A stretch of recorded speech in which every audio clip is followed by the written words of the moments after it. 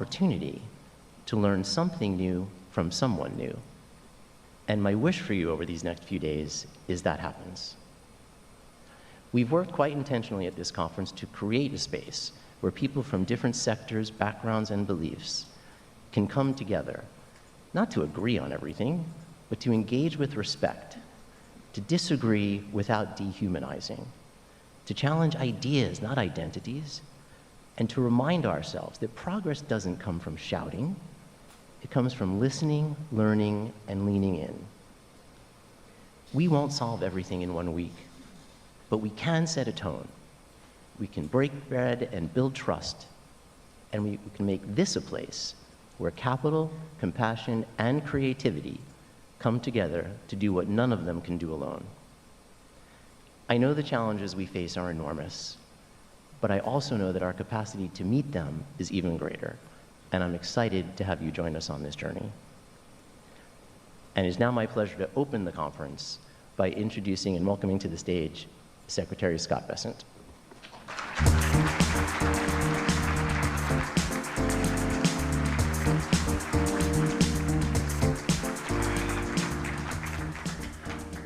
Good morning, and thank you for that kind introduction. It's an honor to be with you. If the namesake of this conference is any indication, this is a meeting for bold people with bold ideas. Well, I work for President Donald J. Trump, so I feel right at home. Mike Milken, like President Trump, is a visionary. In the 1970s, he had the rare combination of guts and intellect to defy the Wall Street consensus. With his heterodox approach to junk bonds, he pioneered a new asset class known today as high-yield bonds. By staying true to his vision, Mike overturned decades of economic orthodoxy. He bootstrapped entirely new industries by redirecting billions of dollars in capital to non-investment grade companies. His colleagues on Wall Street told him he was delusional and a fool, but ultimately, history proved him right. Sound familiar? Like Mike Milken, President Trump has no shortage of critics in establishment circles, but he proved them wrong in his first term, and he is proving them wrong again today. On President Trump's first day in office, he vowed to usher in a new golden age for our country, a golden age America deserves a golden age economy. So for the past 100 days, we've been preparing the soil. We have uprooted government waste and harmful regulations. We have planted the seeds of private investment, and we have fertilized the ground with fresh tax legislation. Next, we harvest, and we want you to harvest with us. America is the Schelling point of global finance. We have the world's reserve currency and the deepest and most liquid capital markets and the strongest property rights. For these reasons, the United States is the premier destination for international capital, and the administration's goal is to make it even more appealing for investors like you. This morning, I will explain how we plan to achieve that goal. The primary components of the Trump economic agenda, trade, tax cuts, and deregulation, are not standalone policies. They are interlocking parts of an engine designed to drive long-term investment in the American economy. Our goal with trade policy is to level the playing field for our great American workers and companies. With a level playing field, American industry can outcompete all challengers. Tariffs are engineered to encourage companies like yours to invest directly in the United States. Hire your workers here, build your factories here, make your products here. You'll be glad you did, not street, by making the small business deduction permanent. It will also provide tax credits and deductions for research and innovation to stimulate investment in high-tech operations. It will restore 100% expensing for equipment while expanding that incentive to new factory construction. The objective? To accelerate investment in American industry. To make that investment as seamless and rewarding as possible, President Trump has embraced an ambitious deregulation agenda. This includes expansive permitting reform. The president doesn't want to just drill, baby, drill. He wants to build, baby, build. To that end, he has signed executive orders to reduce the federal approval process for new energy and construction projects from several years to just a few months. This simple reform will unleash the creative potential of America's builders. It will empower business leaders like you to put your capital to work as quickly and efficiently as possible. The building renaissance will be fueled by the president's energy dominance agenda. Energy is the base layer of all economic activity. That's why the administration champions an all-of-the-above approach to energy development to drive down the cost of doing business. I hope you can see the bigger picture now. The Trump economic agenda is more than the sum of its parts.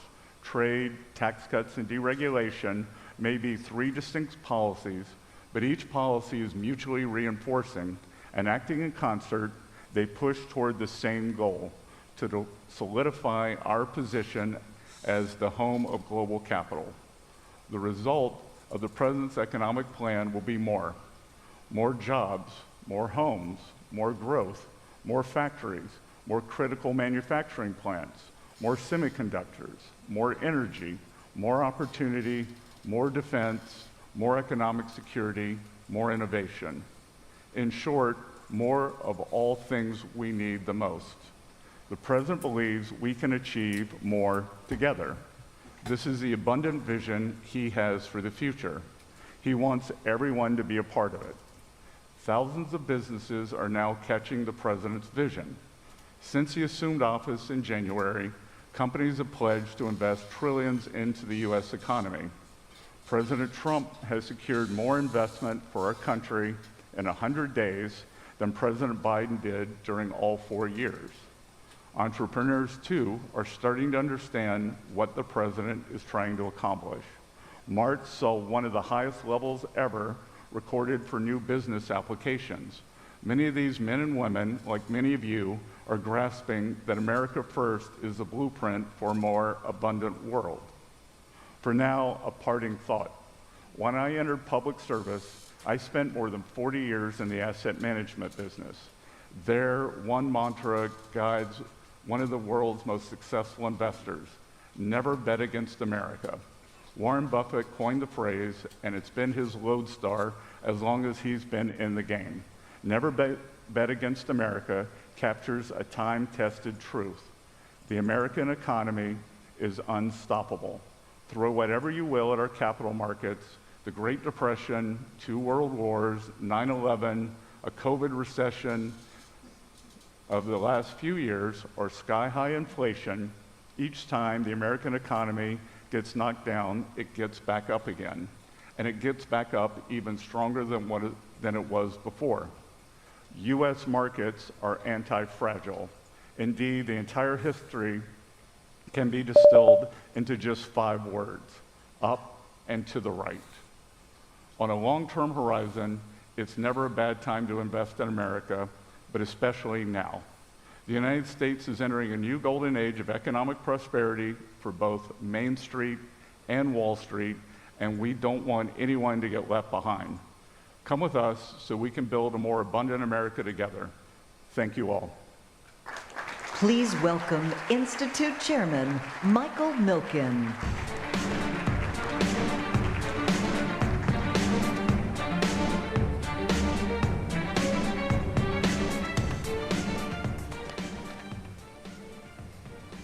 So, as a scholar in college at a leading university, an accomplished fund manager, former professor, and distinguished career in finance and academia, your range of life options was unlimited.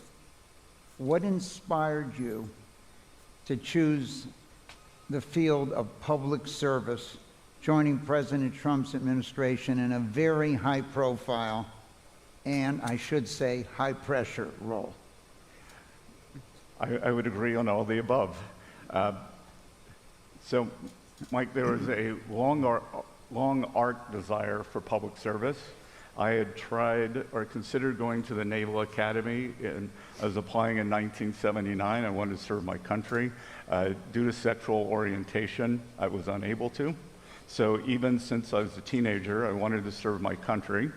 And I'd had a great career, like many people in this room, in finance. The country had been good to me. And as a economic history scholar, I was shocked at what was happening with these budget deficits.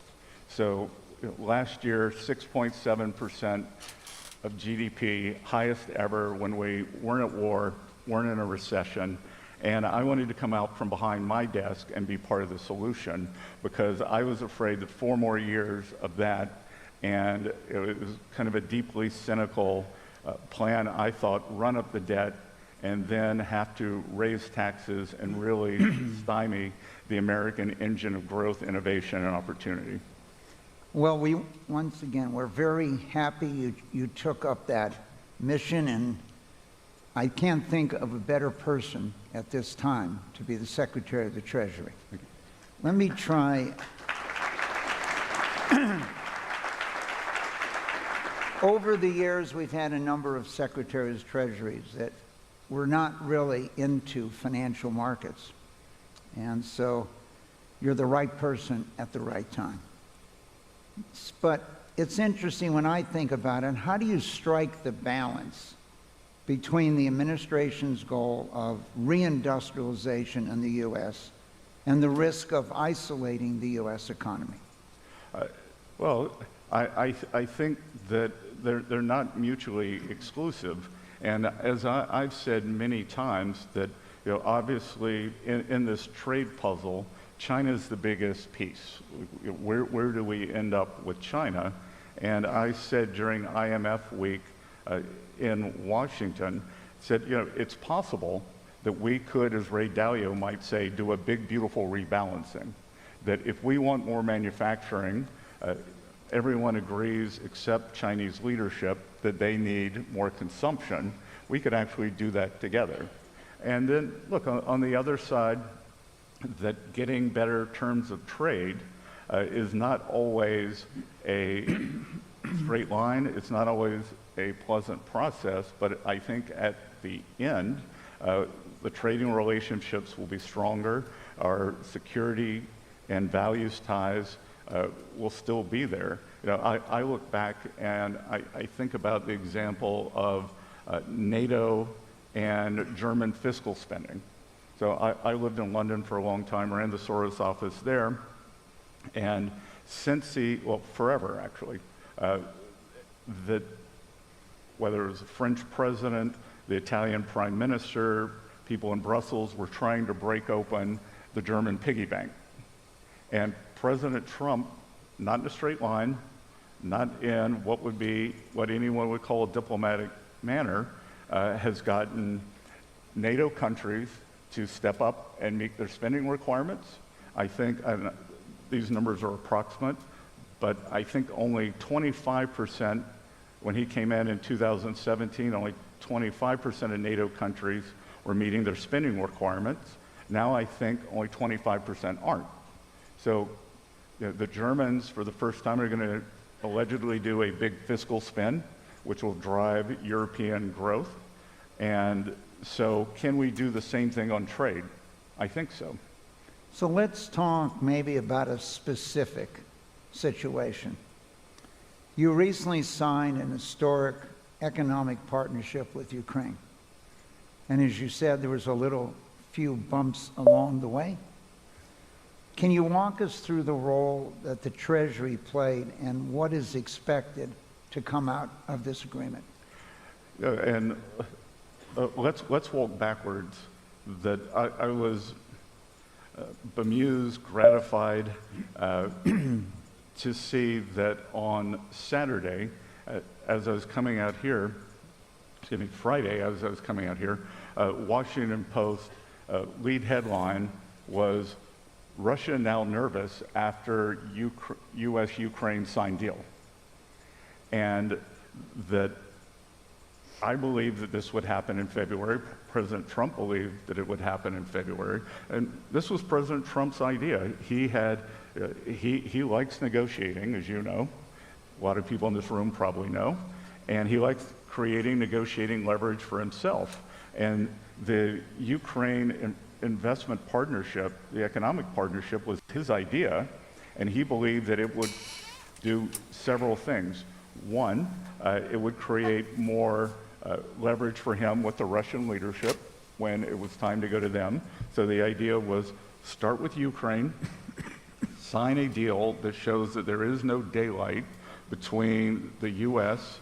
and the Ukrainian people.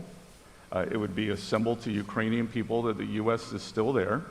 It would be a symbol to a tired American public, skeptical of more financial commitments, that it was possible to have a shared prosperity with Ukraine.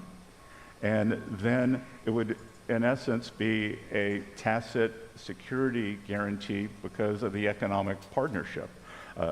I went to, and just to give you the timeline, so he tasked me with drawing up the document, speaking with Ukrainians. I thought it was a good idea to actually go to Kyiv.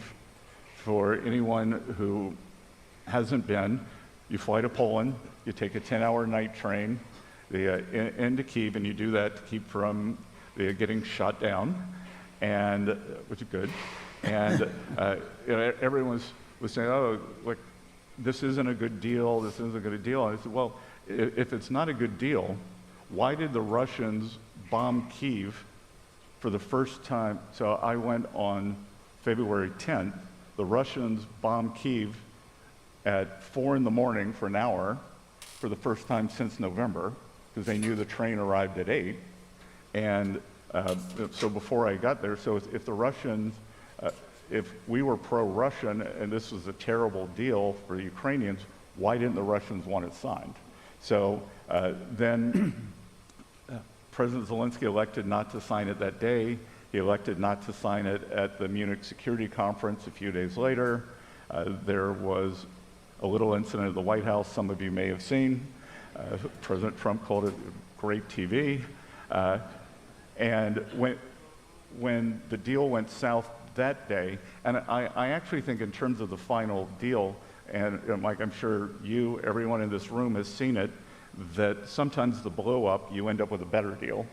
So February 28th was the blow up in the Oval, and what was going to be signed that day was actually just a 4-page memorandum of understanding.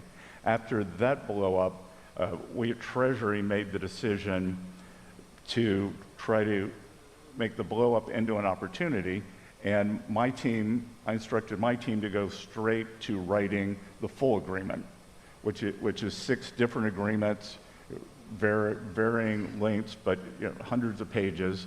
So we worked on that document, and then when there was the kind of recovery and trust between President Trump, President Zelensky, after the meeting at the Vatican, we signed the deal a few days later.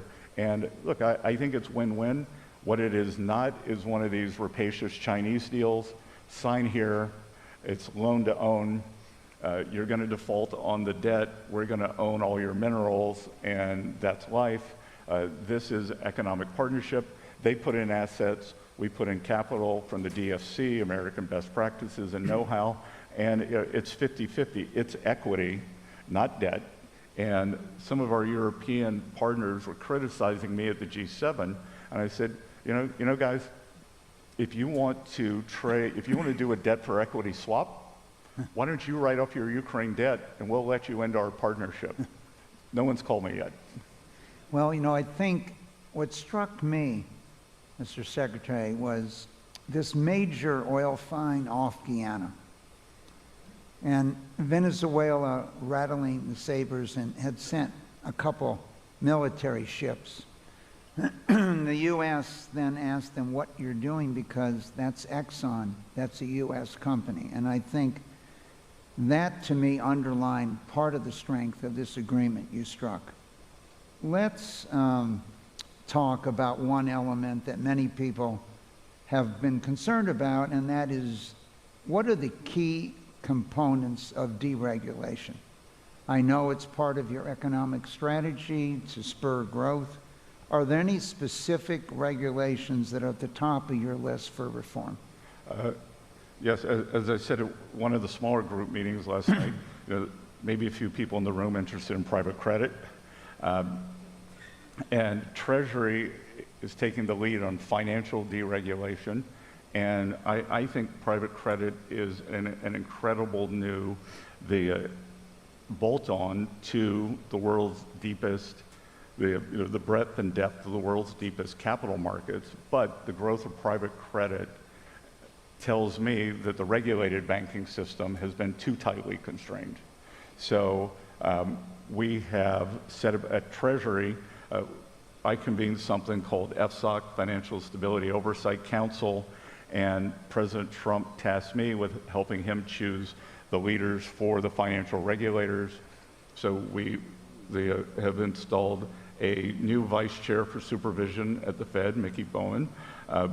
We are going to have a new OCC head, FDIC.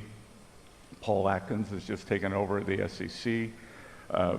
Brian Quinn is at CFTC. So the regulators are aligned, and we're going to be like safe, sound, and smart in redoing regulated financial entities. And then, as I mentioned in my talk, energy, that's a pretty easy playbook, but the real impetus is going to be on permitting across all industries, and that's where the EPA comes in, putting pressure on state and the federal government's going to put pressure on state and local governments to speed up the process, the permitting process. So, what's the use in giving 1 year depreciation if it's 36 months to break ground? One CEO recently told me, he was talking about the difference between doing business in Texas and Illinois. He said, we started a project in Texas from the day we went to the city of Houston to talk about it to the day I cut the ribbon, took 2.5 years. In Chicago, we are still 7 years into the planning process. So we want to make everyone look more like Texas. Well, you're in an area here called Malibu where maybe in 15 years you can build a house. So we are very accustomed to this. Let me talk about another issue. It was in 2017 that our theme of the global conference was Building Meaningful Lives. Part of that was a reflection on the disruptions we saw emerging from advances in AI, robotics, digital assets. The world we felt was heading for significant change, and we scheduled dozens of sessions around that area. 8 years later, you're now the Treasury Secretary, navigating the nation through these various changes.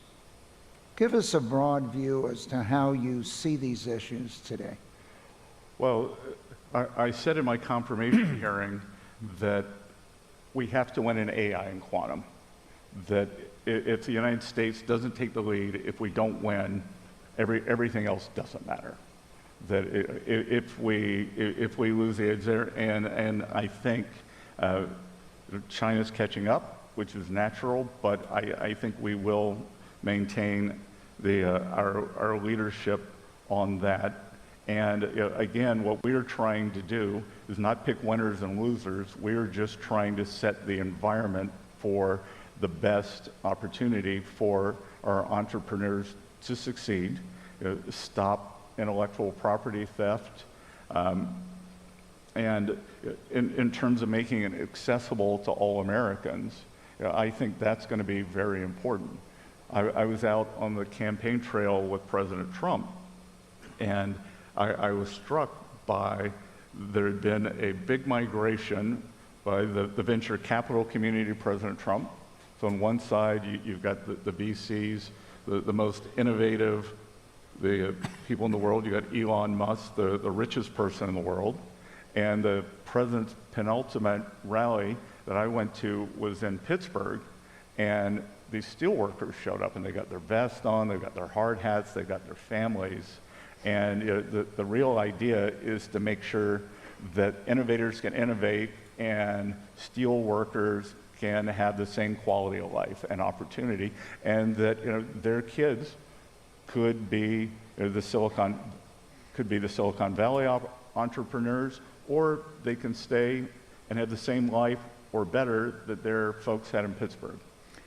Well, that is a great goal, and we hope we achieve it from that standpoint. Interest rates.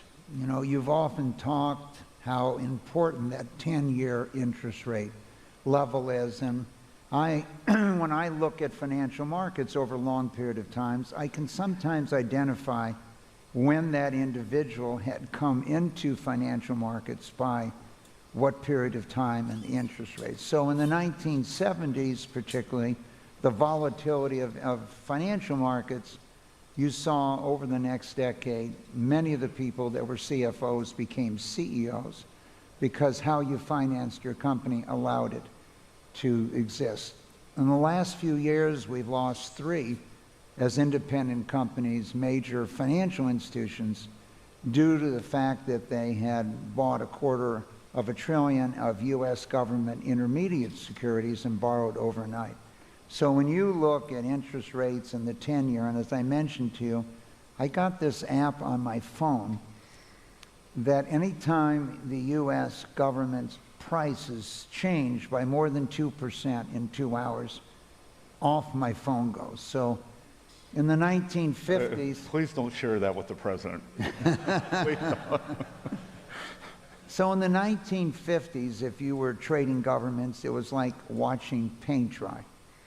You could see an entire variation of maybe 2% in price in an entire decade. We now have seen a variation of more than 2% occur in more than one day. How do you see the importance of the level of interest rates in our economy and what you want to achieve? I think that I'm not going to talk about the Fed. I've said I won't talk about their future mistakes. I'll only talk about their past mistakes. So I thought it was important to focus on the 10-year, and the 10-year has a lot of things wrapped in it. It's the short-term rate, it's the term premium, and we're focused on creating the best environment for stable rates. And I think a lot of what we saw in April was this periodic unwinding that I've experienced, you've experienced, most people in this room have experienced in their career. I'm a big believer in the Hyman-Minsky, stability leads to instability. So I think we probably had a very stable period.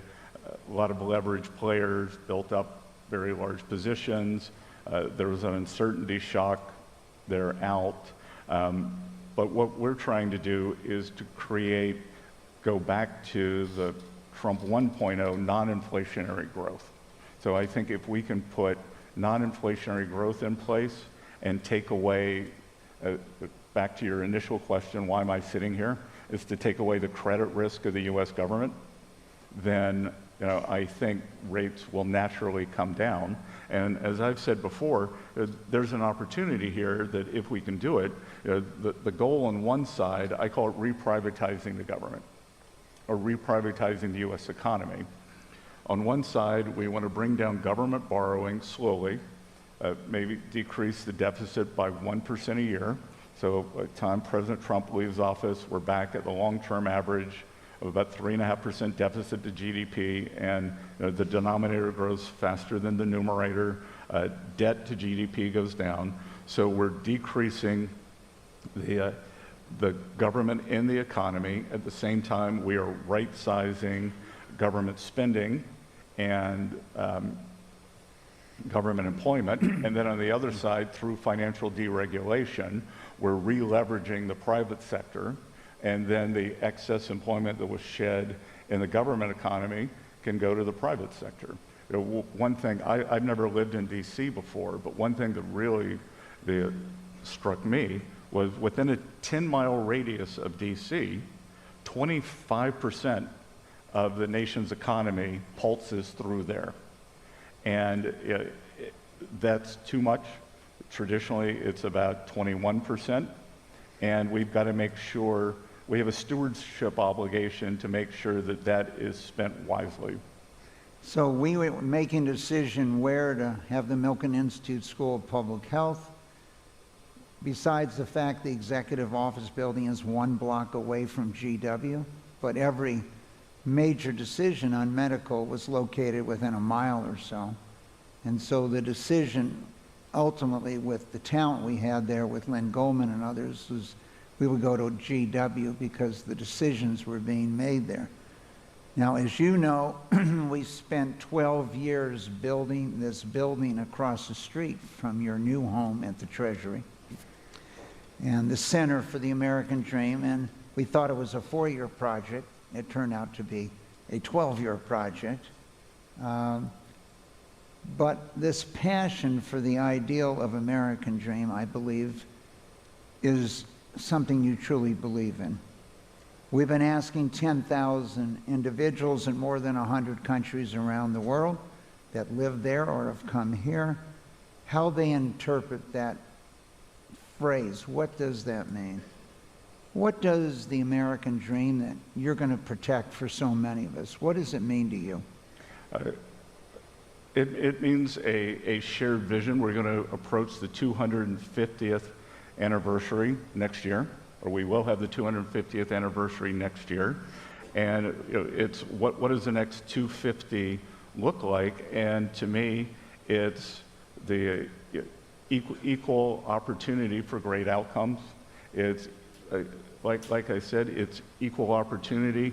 If you're one of the children of the construction workers in the Duquesne Arena on November 4th, that you might be sitting here because you founded a financial services company, or because you're a medical researcher, or it's the opportunity for people in this room to continue to prosper.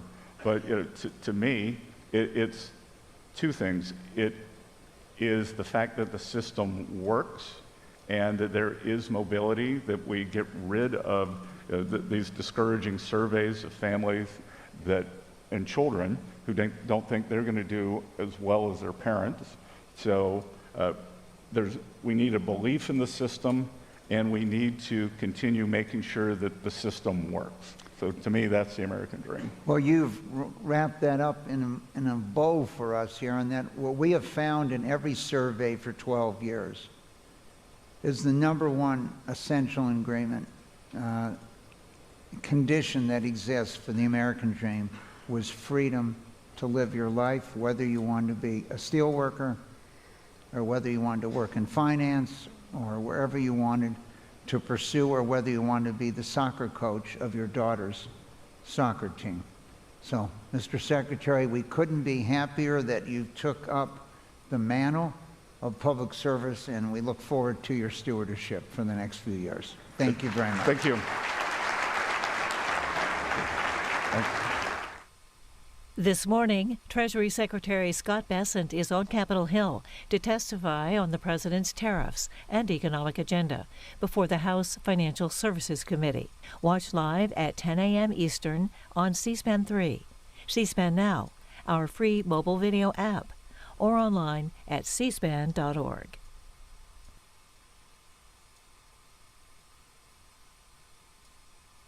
If you ever miss any of C-SPAN's coverage, you can find it anytime online at cspan.org. Videos of key hearings, debates, and other events feature markers that guide you to interesting and newsworthy highlights. These points of interest markers appear on the right-hand side of your screen when you hit play on select videos. This timeline tool makes it easy to quickly get an idea of what was debated and decided in Washington. Scroll through and spend a few minutes on C-SPAN's points of interest.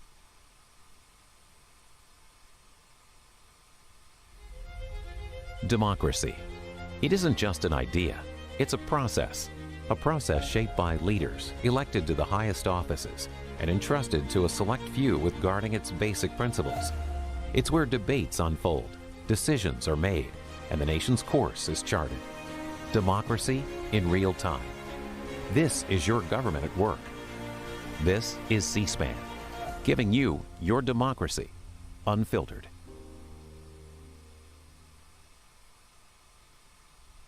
Following his Oval Office meeting with President Trump, Canadian Prime Minister Mark Carney held a news conference and said the talks with the president were very constructive and that his expectations for trade negotiations were modest.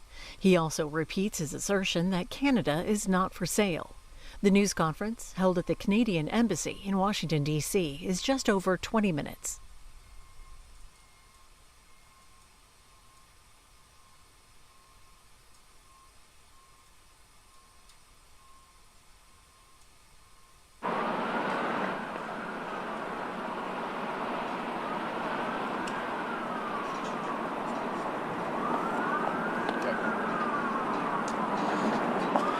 Good afternoon, everyone. Bonjour tout le monde. Aujourd'hui, j'ai eu la première d'une série de réunions visant à établir une nouvelle relation globale entre le Canada et les États-Unis. President Trump and I met today as leaders of two sovereign independent nations. And I want to thank the President and the members of his cabinet that attended for welcoming me and my colleagues to the White House and for our very constructive discussions. I conveyed to the President today what our countries have long proven to be true, that Canada and the United States are stronger when we work together. We can get a better deal for our workers. We can create more opportunities for our businesses. We can build stronger economies across North America when we work together.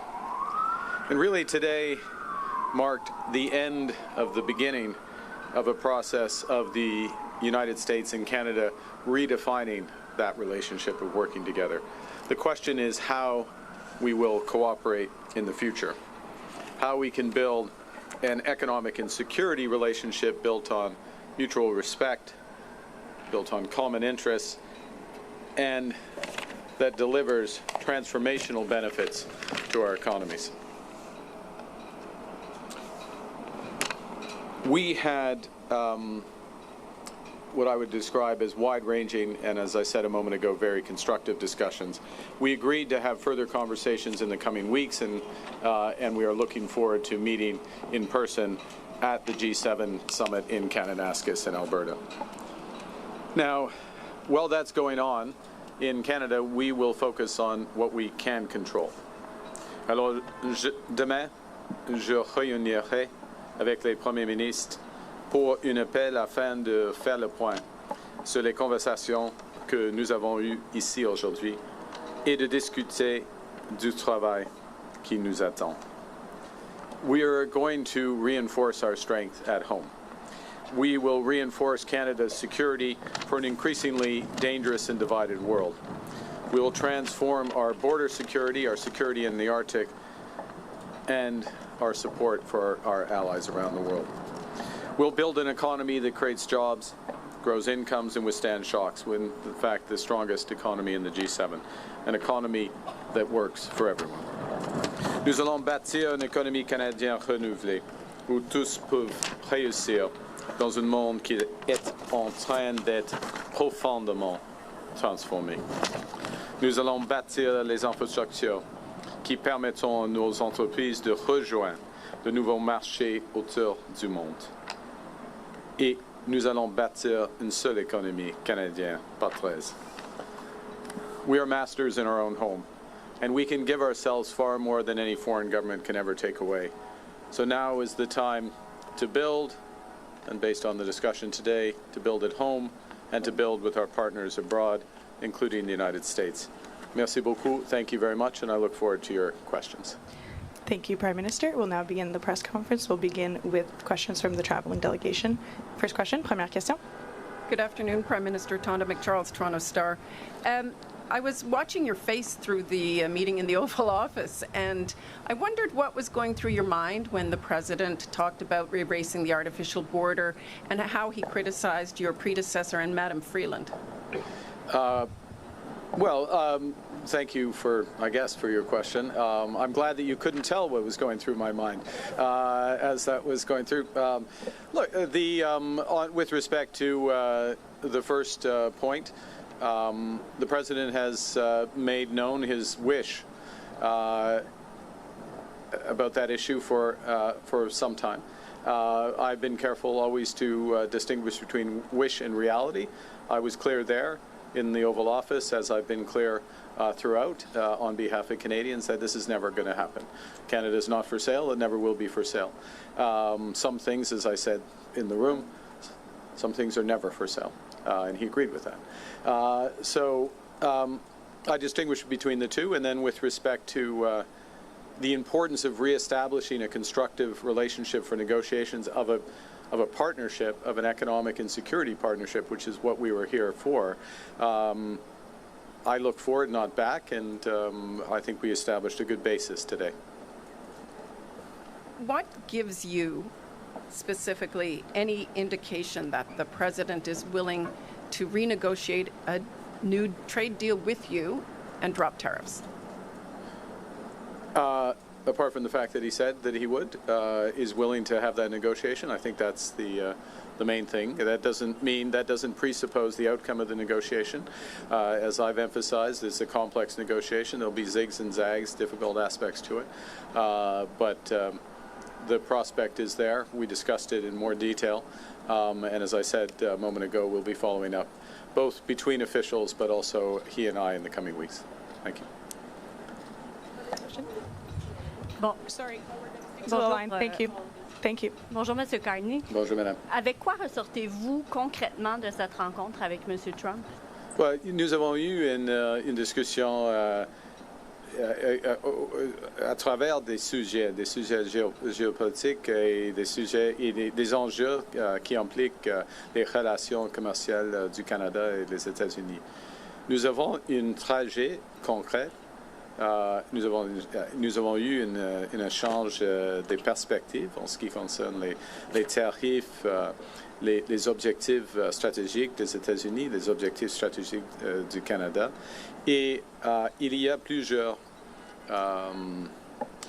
enjeux sur lesquels on peut avancer les discussions. Alors, il y a un plan qui existe et une volonté qui existe entre les deux pays d'avancer les discussions. Mais il n'y a pas de décision sur n'importe quel tarif aujourd'hui. Quand il a été question, quand on a posé la question à M. Trump sur les tarifs, s'il avait l'intention, si vous pouviez faire quelque chose pour les lever, pour les supprimer, il a dit non. Comment est-ce que vous l'interprétez? Ce n'était pas une surprise pour moi.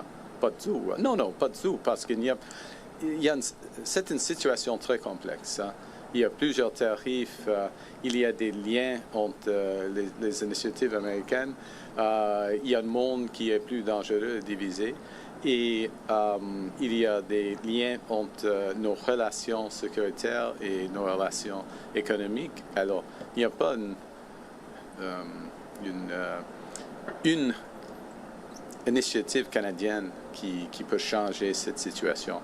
C'est la raison pour laquelle il faut avoir des discussions globales. Ce que je voulais dire, c'est qu'il faut s'attendre encore à ce que plusieurs mois, dans les prochains mois, ça reste. Là. On verra. Non, on verra.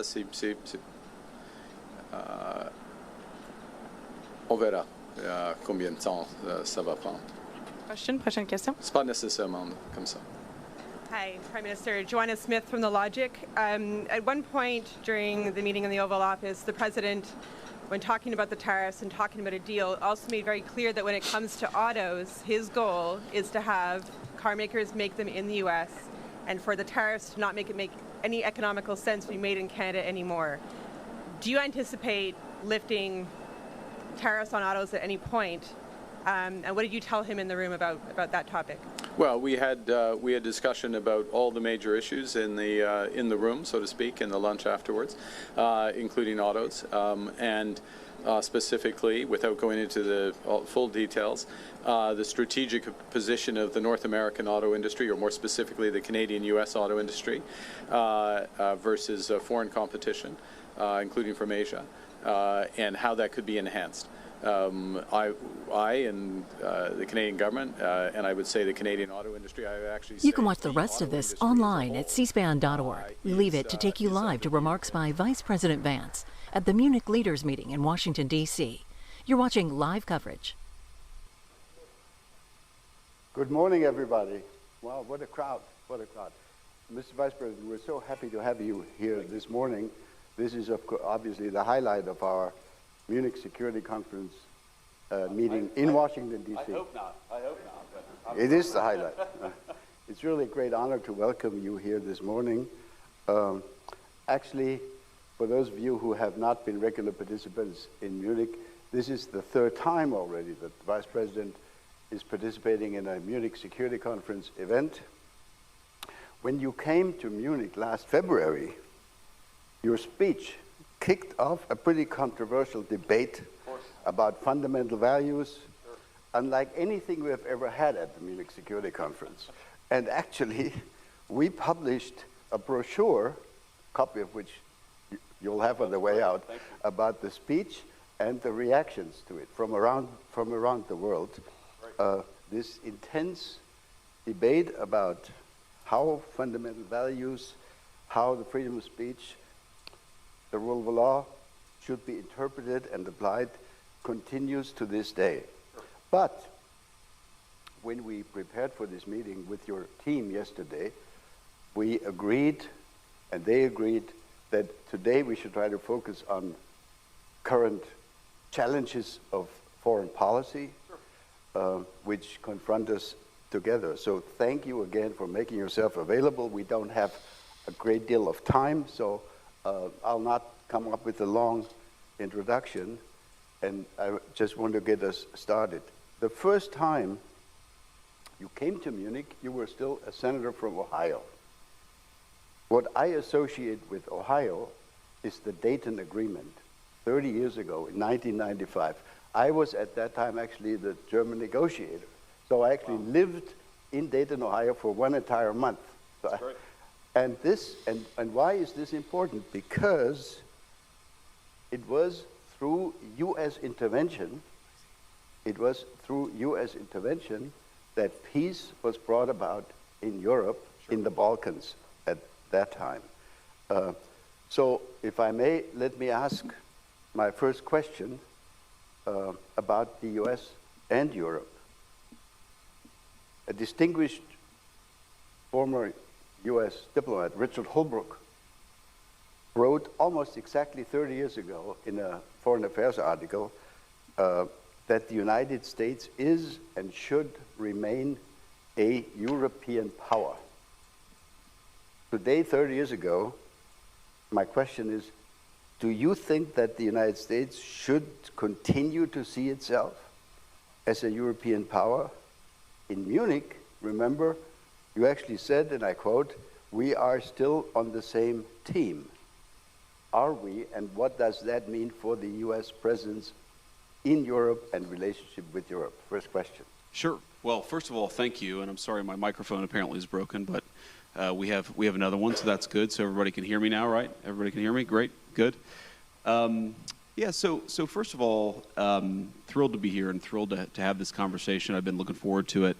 And yeah, I do still very much think that the United States and Europe are on the same team.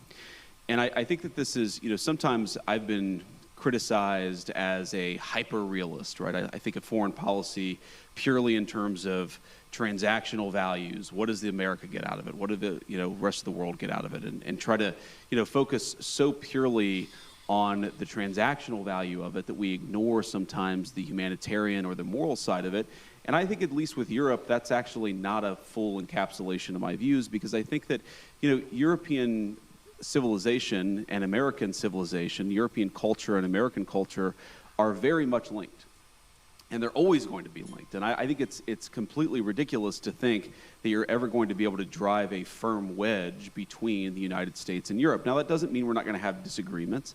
And of course, you brought up the speech earlier. It doesn't mean that Europeans won't criticize the United States or the United States won't criticize Europe. But I do think fundamentally we have to be, and we are, on the same civilizational team. And I think obviously there's a big question about what that means in the 21st century. I think, obviously the president and I believe that it means a little bit more European burden sharing on the defense side. I think that it means that all of us, frankly, on both sides of the Atlantic have gotten a little bit too comfortable with the security posture of the last 20 years, and that, frankly, that security posture is not adequate to meet the challenges of the next 20 years. So there are a lot of ways in which this alliance will evolve and change, in the same way that the alliance evolved and changed from 1945 to 1975 and from 1975 to 2005. I do think that we're in one of these phases where we're going to have to rethink a lot of big questions, but I do think that we should rethink those big questions together. That is a fundamental belief of both me and the president. And you mentioned this is my third time speaking with the Munich Security Conference group. Obviously, the first couple of times were in Munich, and I always remember very fondly, of course, that the very first time it was as a United States Senator representing Ohio, and I'm glad you got to spend a month in Dayton. I love Dayton. It's kind of the closest big city, if you can call it a big city, to where I grew up. But on that first panel, I was on that panel, and also David Lammy, who at the time was a lowly member in opposition, and of course now is the great Foreign Secretary of the United Kingdom, and he and I have become good friends. So I still think that this European alliance is very important, but I think that for it to be important, and for us to be real friends with each other, I think that we are very much real friends, we've got to talk about the big questions, and I know that's an important part of what this entire group does, so I'm glad to be here. Great, thank you so much. And I think the message has arrived in Europe that we need to carry a significantly larger share of the burden. As you know, we are all trying to spend more. Some are spending really a lot more. Others are lagging behind a little bit, but we're moving in the right direction, I think. Let me turn to a really concrete, urgent issue, Ukraine. The Trump administration, from what we have seen in the media, etc., seems to agree with most of us in Europe that, unfortunately, Russia does not seem to be really willing to end this military confrontation. If that's the assessment, if that's our collective assessment, could you talk a little bit about U.S. strategy going forward? We all want this war to end, and let me say as a very personal comment, I think the Trump administration did the right thing by starting this process of talking to the Ukrainians, talking to the Russians, but the Russians seem not to be interested in the kind of quote-unquote deal that could be offered to them. So talk to us a little bit about how you see the next steps. Yeah, so let me say a couple of things about this. First of all, I appreciate your kind words about the administration. Obviously, I think it was the right thing to do for us to start the process of negotiation. I think for too long, the Russians, the Ukrainians have been fighting. Obviously, there's been a lot of people dying on both sides. There's been a lot of innocent loss of life. And our view is it's absurd that you've had this war go on for so long, and the two sides aren't even talking constructively about what would be necessary for them to end the conflict. And I think that one of the things that President Trump has always been very good at, and he's gotten a lot of criticism, unfair criticism in my view, from both the American and some of the European press, is what I would call a strategic realism or a strategic insight. In other words, you don't have to agree with the Russian justification for the war, and certainly both the president and I have criticized the full-scale invasion, but you have to try to understand where the other side is coming from to end the conflict. And I think that's what President Trump has been very deliberate about, is actually forcing the Russians to say, here is what we would like in order to end the conflict. And again, you don't have to agree with it. You can think that the request is too significant, and certainly the first peace offer that the Russians put on the table, our reaction to it was, you're asking for too much, but this is how negotiations unfold. And I wouldn't say, I'm not yet that pessimistic on this, I wouldn't say that the Russians are uninterested in bringing this thing to a resolution. What I would say is right now, the Russians are asking for a certain set of requirements, a certain set of concessions in order to end the conflict. We think they're asking for too much, okay? And then obviously, the Ukrainians matter a lot. They're the other side, they're the other party, at least to the direct conflict. And we have to ask, what is the Ukrainian, what do they need in order to bring this conflict to a successful completion? And we're going to continue to have that conversation. Now, what the president has said is that he will walk away if he thinks he's not making progress. And I think that, you know, about once every 4 or 5 weeks, you will hear some American official or sometimes multiple American officials say, this is a week where we need to make another step. And in particular, the step that we would like to make right now is we would like both the Russians and the Ukrainians to actually agree on some basic guidelines for sitting down and talking to one another. Obviously, the United States is happy to participate in those conversations, but it's very important for the Russians and the Ukrainians to start talking to one another. We think that is the next big step that we would like to take. And why does that matter? The reason it matters is because, again, I mentioned the Russians, but also the Ukrainians have also been sort of, they've put a piece of paper in our hands that says this is what we would need in order to bring this conflict to a successful resolution from our perspective. And there's a big gulf, predictably, between where the Russians and the Ukrainians are, and we think the next step in the negotiation is to try to close that gulf. We think it's probably impossible for us to mediate this entirely without at least some direct negotiation between the two. And so that's what we focus on. But I'm not yet a pessimist on this. I mean, obviously, you know, the Russians and the Ukrainians are not there yet because the fighting is still going on. You know, the Ukrainians have said they would agree to a ceasefire, a 30-day ceasefire. We appreciate that. What the Russians have said, again, you don't have to disagree with it, but it's important to understand where the other side is coming from. What the Russians have said is a 30-day ceasefire is not in our strategic interest. So we've tried to move beyond the obsession with the 30-day ceasefire and more on the what would the long-term settlement look like. And we've tried to consistently advance the ball. One final point I'd make about this, I think it's probably wouldn't surprise anybody in the room, but there are a lot of people watching who are not in the room, is a frustration that we've had, frankly with both sides, is that they hate each other so much that if you have an hour conversation with either side, the first 30 minutes are just them complaining about some historical grievance from 4 years ago or 5 years ago or 10 years ago. Look, I understand it. I understand that people don't fight wars against each other without a lot of grievance and a lot of problem, but we're trying to, as much as we can, play a constructive role in advancing the peace conversation forward. And what I'll say, just to echo something that President Trump has said many times, but I think it bears repeating, is our strong view is that the continuation of this conflict is bad for us, it's bad for Europe, it's bad for Russia, and it's bad for Ukraine. We think that if cool heads prevail here, we can bring this thing to a durable peace that will be economically beneficial for both the Ukrainians and the Russians, and most importantly, will stop the end of the destruction of human lives. I think people underappreciate this about our president here in the United States is he has a genuine humanitarian impulse about this. He hates innocent people losing their lives. He hates even soldiers losing their lives in unnecessary conflicts. He just wants the killing to stop, and that will continue to be America's policy. But obviously, as all of you have seen, we'll navigate that policy and react as the parties bring their grievances to us. Great, thank you very much. If I can just offer 2 footnotes to that. I think for us, Europeans living as neighbors of Ukraine and, if you wish, also as neighbors of Russia, we have begun to understand that what we're looking at here is not just the defensive war by Ukraine against the Russian aggression. It is also a confrontation that puts at risk all of European security. In other words, it's indirectly our defense also. It's not just Ukraine. And this is why we're so desperately interested in seeing that this comes to an end, hopefully. And I think the real trick for negotiations and for a conclusion of this is going to be that it's going to be lasting and not broken in the next 3, 6, or 9 months again.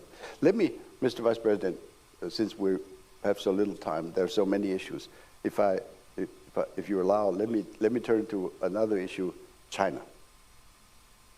That's a key, as we understand, a key challenge for the United States, for your foreign policy. It's also of tremendous interest for us in Europe. So the United States has defined China as the key strategic challenge going forward for coming probably many years. This has also been the justification, the reasoning when American staff members of yours tell us the United States must be much more present in Asia and will therefore need to reduce their presence, their strength, etc., in Europe.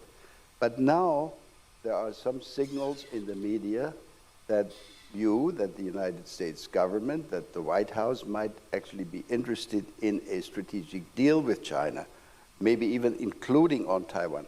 Could you talk a little bit about the China strategy of the Trump administration? Yeah, so I haven't seen those reports that you mentioned, a strategic deal on Taiwan, so I wouldn't speak to that. I certainly would say that there has been no conversation between our governments about a strategic deal on that particular question. What we have talked about, of course, is that we cannot absorb the producer surplus of the entire world. That has been the role of the American economy for the past 30 years, in some cases vis-a-vis Europe. And by the way, we don't blame, for example, the Germans for pursuing a policy that makes their exporters strong. We just wish that American leadership had pursued a policy that made our exporters strong, because now we find ourselves in a very precarious place. And when I say we, I mean the entire West. I mean the NATO alliance. I mean the United States and Europe, which is that we become, in a world of hyper-complicated, hyper-globalized supply chains, we find ourselves more and more reliant on countries that may not have our best interests at heart. And even if they're halfway decent trading partners, it's still a little bit risky to put all of your eggs in one proverbial basket economically. And what the president has said is we must rebalance the global economy vis-a-vis China. We cannot absorb hundreds of billions of dollars, close to $1 trillion per year in annual surplus, most of it coming from the People's Republic of China. And what that's going to mean in the rebalancing is that we think that the PRC is going to have to, frankly, let their own population consume a little bit more. They've held consumption levels down in order to increase these massive exports. It means that American manufacturers are going to have to be treated more fairly in some of these global trade deals. It means we're going to have to cut some new trade deals with some of our friends in Europe, but also with some of our more adversarial nations. But that also, we have to be careful here, because while we want to rebalance global trade, and that has certainly been the explicit goal of our policy, we also want to make sure that we do this in the right way. And yes, you've seen media reports that the Chinese reached out to the United States. Of course, we're going to sit down and talk to them. I'm not going to divulge too many details or prejudge the negotiations, but we want to rebalance trade in the interests of American workers, in the interests of American manufacturers. That is our policy. We think that we can do that while preserving at least an open dialogue with the PRC and with a lot of other nations all over the world.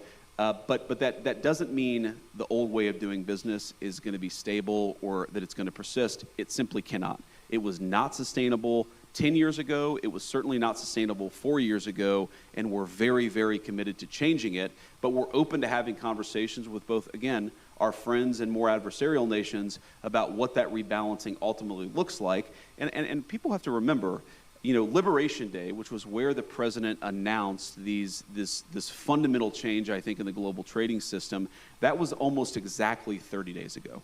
So we are in the early innings of a very significant shift. I think that shift is going to really inure to the benefit of both the United States, but also of Europe. But it's fundamentally, it has to happen, and it's going to happen under President Trump's leadership. All right. I think it's great if there are beginning discussions between you and the Chinese. Could you expand a little more on what would your expectations be for an EU-US successful discussion of these trade issues? Is there any message that we can take home to our friends in Brussels? Because that's also, from our point of view, obviously a very urgent issue.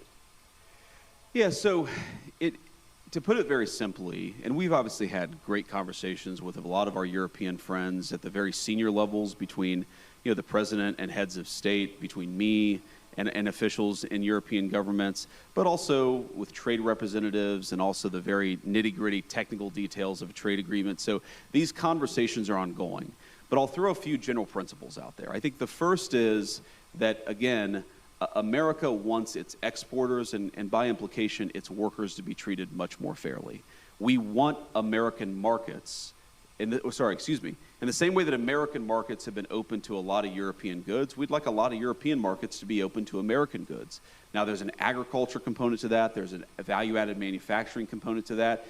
We think that we have, in both the software but also the more harder technology side, we have some great defense technology firms where, on the one hand, we have our European friends saying, we want to actually build up our defense, we want to do more burden sharing, but on the other hand, it seems like some of our European friends are less open for business if the people selling software and hardware are American firms.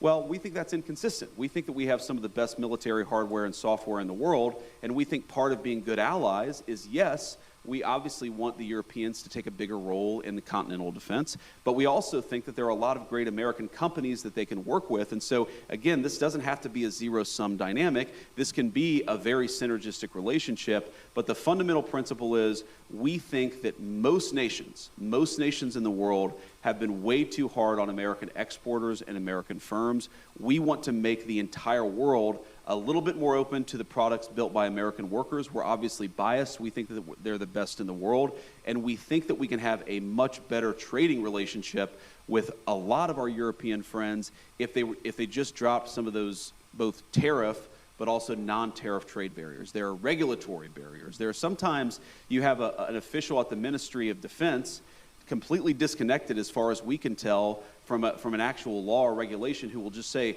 we're not buying American products. Right. Sometimes you have officials in Europe who will say, well, we're going to penalize American technology firms in a way that we would never penalize European technology firms. We just want a little bit more fairness, or to use the president's favorite word, reciprocity. And again, with Europe, we think that's a very, very easy conversation to have. We hope our European friends agree. Great. I get signs from my friend here that we're quickly running out of time. Well, I'm having fun. Okay. And we can take a few more questions. Okay, great, wonderful. My team over there is very nervous. You guys can't see them behind, but we'll be brief. Please. So thank you very much. We've heard that there is, in coming days or next 2 weeks, a presidential trip to the Middle East coming up. Sure. Among the many unresolved issues of that region is the issue of Iran and their nuclear ambition, et cetera, et cetera. Could you talk a little bit about the region? I mean, there's so many unresolved issues, the Gaza issue, but also Tehran. What would your expectation be? What would the goal be? Would you go for zero enrichment by Iran? Some people have suggested that. Or are we looking at a replay of the earlier, agreement that was reached 10 years ago? Yeah. So there are a couple issues with the earlier agreement. The JCPOA, right, as it's called here in the United States, and I assume in Europe. But here the two big issues with that agreement are, number one, the enforcement or the inspections regime was incredibly weak.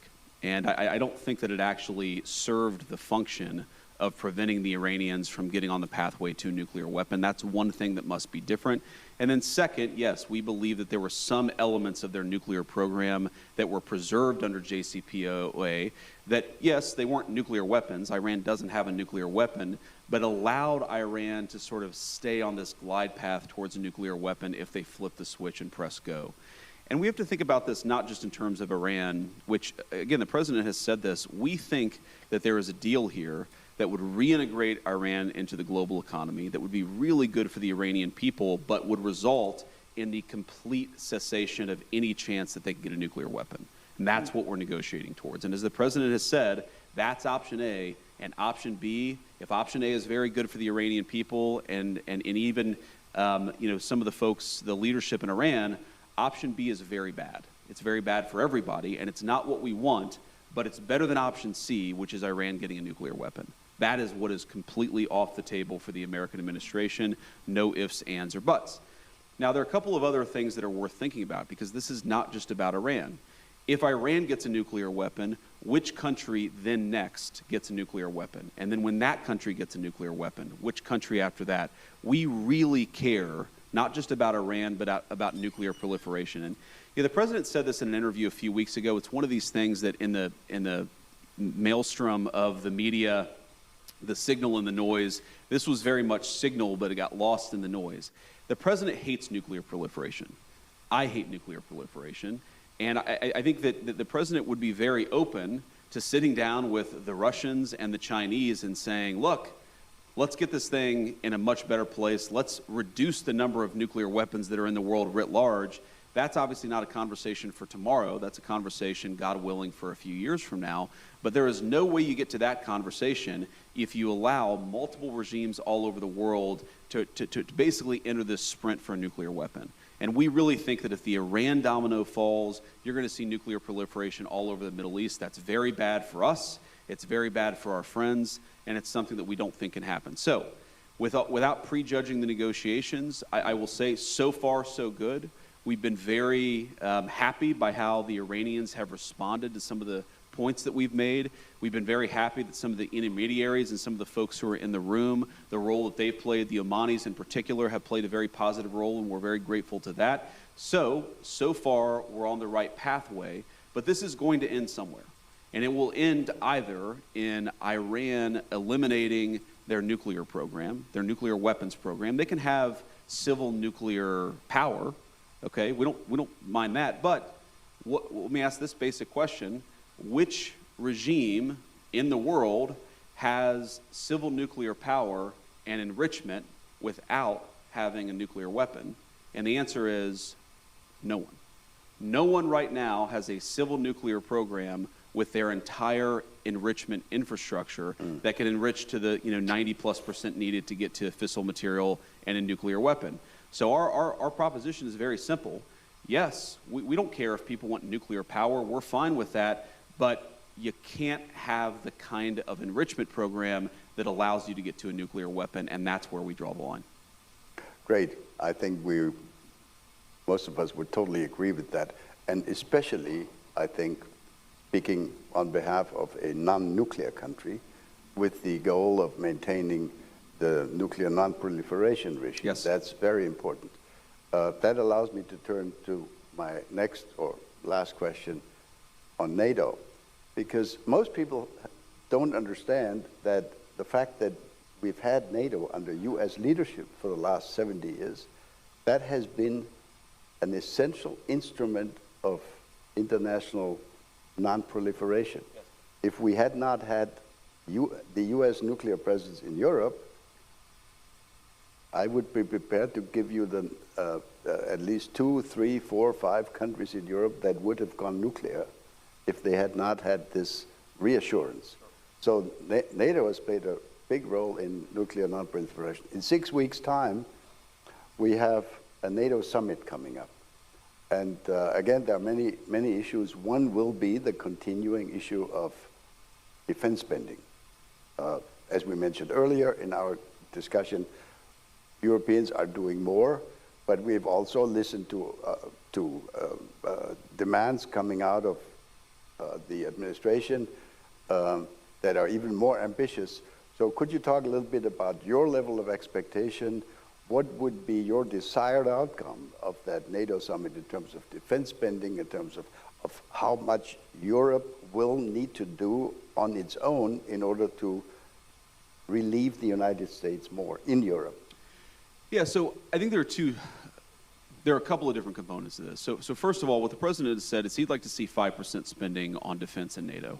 And he thinks that that is consistent with what our European friends are telling us about how much they fear some of the threats in the world. And, given, unfortunately, that a lot of European militaries have not kept pace over the past few decades, there's a bit of catching up to do. And so that is the goal that the president has set. Obviously, the European countries are going to make their own determinations, but that's what we think is a reasonable goal. But it's really not just about the spend itself. It's also how the money is spent. And it's, again, there's this fear that we have when we look at some of our European friends. And I made this point at the first Munich Security Conference I ever went to, that when I looked at Germany 10, 15, 20 years ago, one of the things that the Germans were very good about is that they had kept the industrial strength of their economy consistent with the first world standard of living.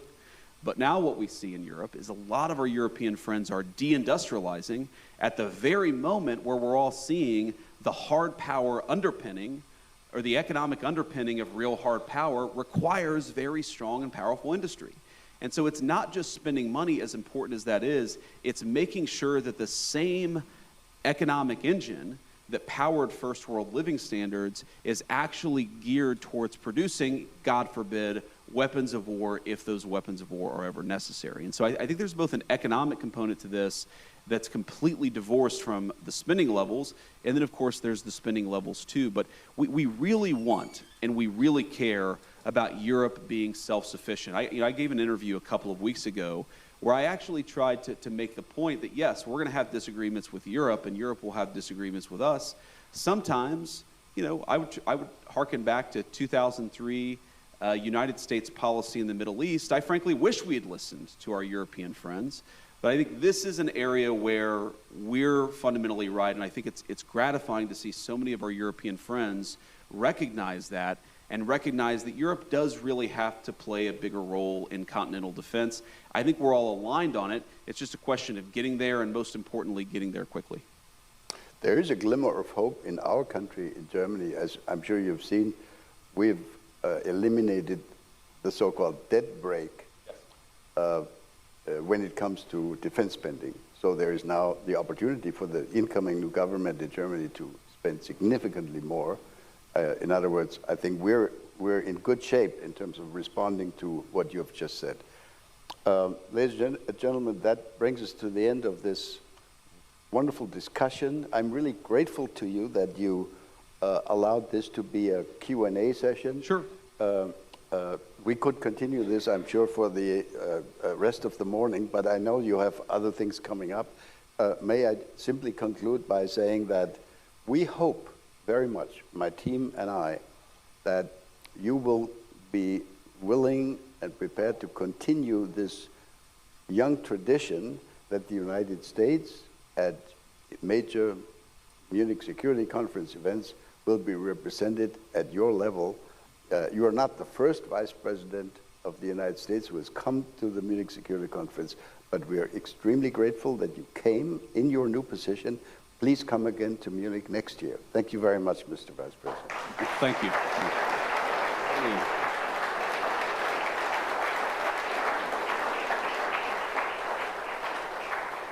So if I may just say a few things in conclusion. First of all, I appreciate the kind words, and I appreciate the invitation back. I wasn't sure after February whether I'd get the invitation back, but it's good to know that it's still there. Well, we thought about it. Second of all, since you brought up Germany, I wanted to, of course, from the President, issue our congratulations to Chancellor Merz. And I know that we'll have a conversation with him in the next couple of days, but we're looking forward to it. And the final point that I'd make is not to rehash what's in that document, but one of the things that I said in that speech that didn't get as much airplay, but I thought was just as important, is that everything that I said there applied as much to the previous American administration as it did any government in Europe. Oh. And I think that this, I mean this from the heart and as a friend, that there is a trade-off between policing the bounds of democratic speech and debate and losing the trust of our people. Every single country, and we're all going to draw the lines a little bit differently, every single country says there are things that are outside the realm of political debate. I understand that, I accept that, and I'm fine if one country is going to draw those lines a little bit differently than the United States. But I think all of us, including especially the United States, we have to be careful that we don't draw the lines in such a way that we actually undermine the very democratic legitimacy upon which all of our civilization rests. And I think that is fundamentally the point here. It's not Europe bad, America good. It's that I think that both Europe and the United States, we got a little bit off track, and I'd encourage us all to get back on track together. We're certainly willing and able to participate in that work, and I think all of you all too. Thank you. God bless you. Great. Thank you so much.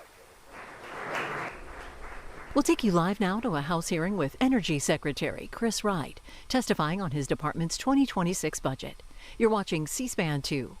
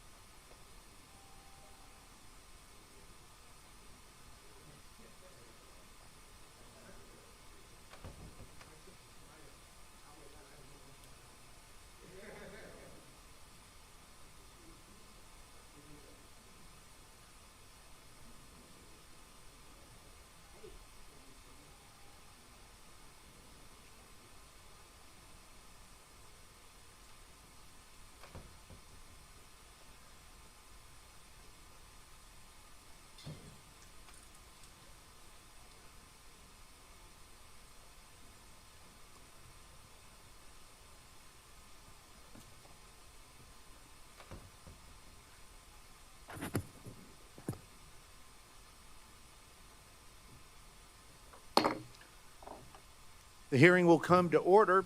Good morning, everyone. I am Congressman Chuck Fleischman. I represent the 3rd District of Tennessee, including the great DOE reservation at Oak Ridge. I am privileged to be the chairman of the Energy and Water Subcommittee of Appropriations, and I would like to personally welcome the Honorable Chris Wright, Secretary of Energy. Before I begin my formal remarks, Mr. Secretary, thank you on several levels. First of all, thank you for stepping up, a great American entrepreneur. You have left the private sector to take on this arduous task, this important task at this time in our nation as Secretary of Energy.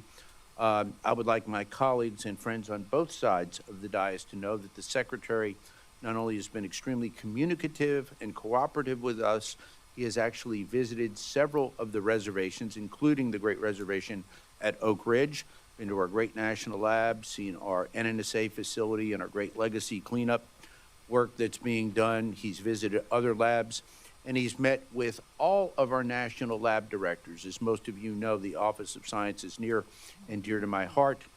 And so, Mr. Secretary, thank you for a great 100 days. Thank you for your first hearing before us. And it's just an honor and privilege to have you here today.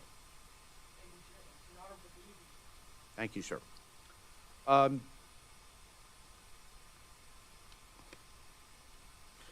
Mr. Secretary, you have had a busy 100 days from ending the reckless pause on LNG exports on day one to reversing extreme energy efficiency standards that would significantly increase prices for American consumers, to restarting decommissioned nuclear power plants. We've already seen the Trump administration's firm commitment, which I support wholly, to reverse the harmful policies and regulatory outreach of the previous administration in order to unleash American energy dominance. The Department of Energy plays a critical role in ensuring America's security and prosperity, and I strongly support many of the department's programs and activities. However, I applaud Secretary Wright and his entire team, and they've been great to work with, Mr. Secretary, for working to find efficiencies and streamlined operations. While we still are awaiting the full details of the President's fiscal 2026 budget request, candidly, I'm concerned to see such a significant reduction for the Office of Science. However, I'm pleased to see the department plans to prioritize research in high-performance computing, AI, quantum, fusion, and critical minerals, as well as reprocessing. The national labs will continue to drive American scientific and technological leadership and ensure our nation remains at the forefront of scientific discovery and innovation. The research done at our national labs is essential to rebuilding our domestic critical minerals production capacity, expanding American energy production, enhancing our national security, and competing with our adversaries like Russia and China. In addition, my support for the important work done by our national labs, most people recognize me as a strong advocate for nuclear energy. Make no mistake, I'm an advocate for all the above energy strategy to include natural gas and coal. Because of the facets of modern society, we benefit when there is abundant, affordable energy. But nuclear, in my view, Mr. Secretary, must be a foundational part of our energy strategy.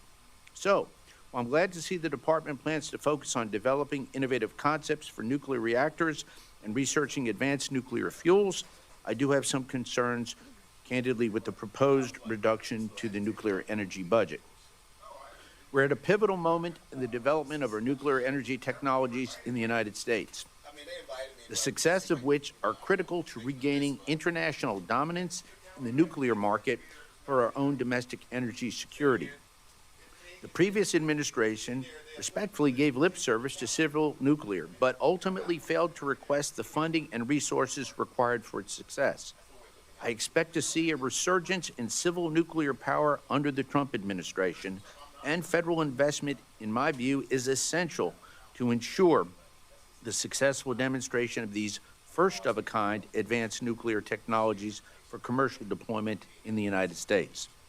I'm pleased to see the budget request include strong support for the National Nuclear Security Administration, as we know it, the NNSA, but I would like to see more resources requested in NNSA's base discretionary budget request rather than an assumed via reconciliation. The global strategic environment is rapidly changing. Our nation's nuclear deterrent is vital to our national defense, and NNSA is responsible for ensuring the United States maintains a safe, secure, and reliable nuclear stockpile. We spent 2 decades after the Cold War deferring any decisions about the future of our nuclear deterrent. And after decades of significant underinvestment, we were left with a nuclear security enterprise primarily working in facilities dating back to Cold War and, in some cases, the Manhattan Project. Today, we're nearly 15 years into the modernization and recapitalization of our nation's nuclear triad, an entire nuclear security enterprise. It is imperative that we fully commit to the continued modernization of our nuclear weapons complex in order to rebuild our capacity, increase our capability, and respond more quickly to today's global security landscape. We cannot take this incredible enterprise that has maintained peace and stability for 80 years for granted. Secretary Wright, once again, I appreciate you being here today, and I look forward to working together with you and my colleagues to develop a fiscally responsible bill that will strengthen our national security and advance our energy independence. I will now turn to my friend and the distinguished ranking member, Ms. Kaptur, for her opening statement. Thank you, Mr. Chairman. Good morning. Welcome, Secretary Wright and your team. Thank you all for joining us. This is a committee that actually can work on a bipartisan basis when we try hard. As the ranking member of this subcommittee and a lifelong advocate for America's energy independence in perpetuity, I welcome this opportunity to examine the Department of Energy's recent actions and to discuss your proposed budget. Let me begin with a plain truth.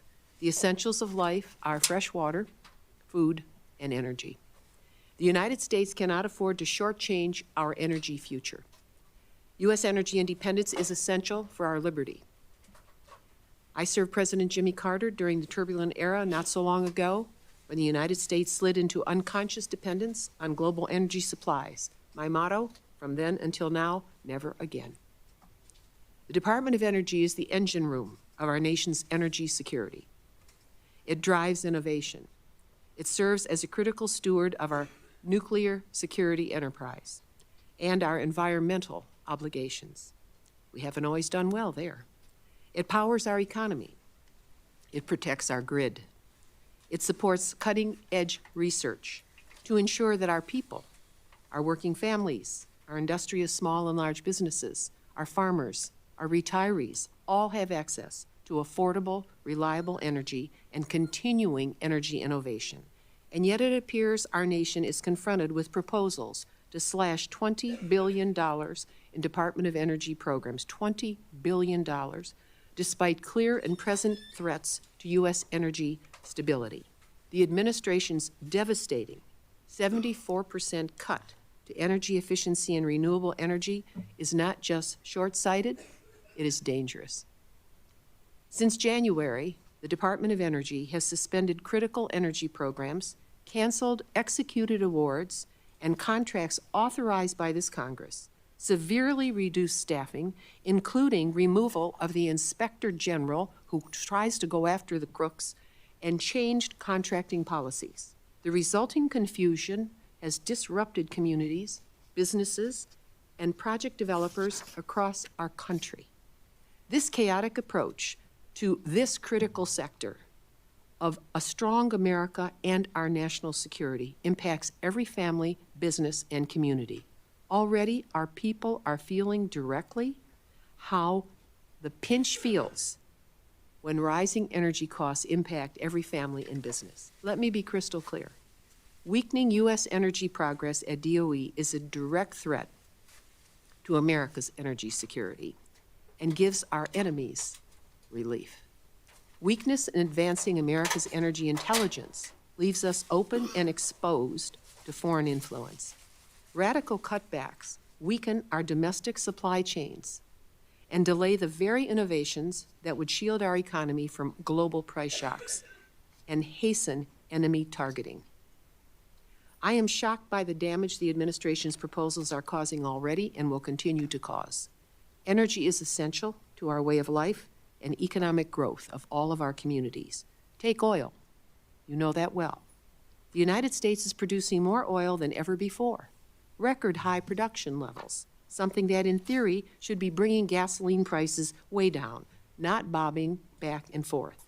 But the reality is, American families have not been seeing sustained record low gas prices. Why? Because we are still tethered to a volatile global energy market dominated by cartels and petroleum dictators.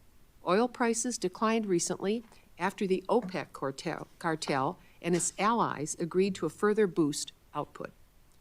U.S. crude fell 2% to $53.13 a barrel, its lowest value since February of 2021. Let me be the first member of Congress to warn you that growing dependence on foreign crude is not in our national security.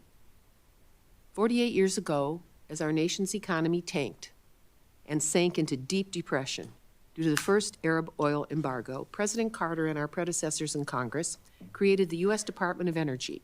With their vision and steadfast bipartisan commitment over decades, our nation has steadily made progress in attaining domestic energy independence. We are not at home plate, however. We cannot take our foot off the accelerator. Over the last 40 years, America's made remarkable progress through expanding domestic oil and gas production. Ohio knows this well. We have developed cheaper, cleaner energy sources. Competition breeds lower prices in energy. Innovations, including biofuels, solar, energy storage, thermal recovery, are pushing the new energy frontiers of fusion as well, advanced nuclear and hydrogen. Let's not forget, when Russia invaded Ukraine, it wasn't just a European crisis. That illegal invasion sent energy prices soaring around the world, and the Department of Energy's swift action to deploy strategic reserves and accelerate clean energy development and deployment helped soften the blow. But without a fully resourced department, our ability to respond next time will be severely limited. The posture is dangerous, even foolhardy. American energy independence is about more than geopolitics. Hard-working families in Northwest Ohio and across our country feel these pressures at the pump, see it in their utility bills, and at the checkout counter at grocery stores. Our nation is approaching 350 million people. We cannot behave as though this is 1950. Undermining the U.S. Department of Energy by severely underfunding advanced energy research risks higher energy costs, increased geopolitical volatility, and weaker national security, and that is not a future America should accept. Mr. Secretary, I would like to close by raising for your awareness a district-centric issue that holds national implications. 2 of the 5 worst commercial nuclear power incidents in our nation's history occurred in Ohio's nuclear north that I represent. That's 40% of the bad outcomes. These dangerous and ultimately criminally negligent operations represent the worst management of commercial nuclear power in our nation's history.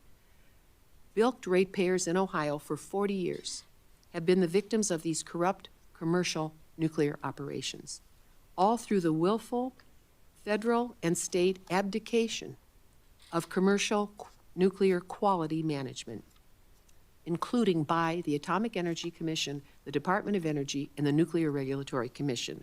Our ratepayers deserve and are due justice. They have been paying for the crimes and slipshod decision of those who should have aspired to such higher performance. So I ask that your intervention from your position be used to achieve justice for Ohio's bilked ratepayers. The price gouging continues as we meet here today. And as we work on the FY26 appropriations, I will fight to ensure this energy and water bill invests in America's energy future and its independence. And world-class innovation and diversifying energy supplies is fundamental to our continuing economic strength. I have a notebook I've prepared for you and your staff outlining what's been going on in Ohio. It's absolutely un-American what has gone on there, and it's gone on for a long time. America's energy future is in your hands. Everything must be made in America for America to assure a remarkable history for the years and generations to come. Thank you so very much. I thank the ranking member for her comments. Mr. Secretary, again, thank you for being here with us today. Without objection, your full written testimony will be entered into the record. With that in mind, we would ask that you please summarize your remarks in 5 minutes. And so our folks on the dais know, we will then be entering into questions for 5 minutes. Hopefully, we'll be able to get 2 rounds in. So even myself, I will limit myself to 5 minutes of questions, especially in the first round. But with that, Mr. Secretary, you are now recognized, sir, and I thank you.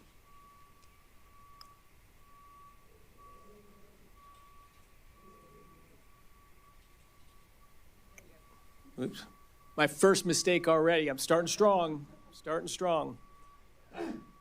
Chairman Fleshman, Ranking Member Capter, and members of the committee, it is an honor to appear before you and this committee today to discuss the President's fiscal year 2026 budget request for the Department of Energy.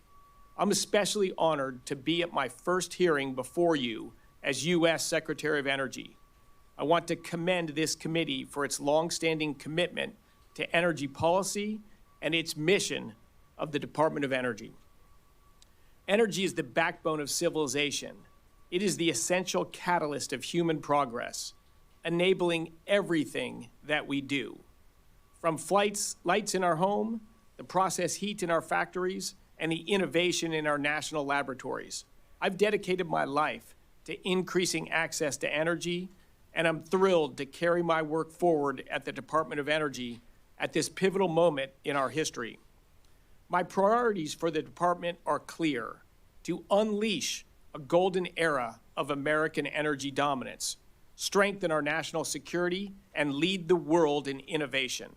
A reliable and abundant energy supply is the foundation of a strong and prosperous nation.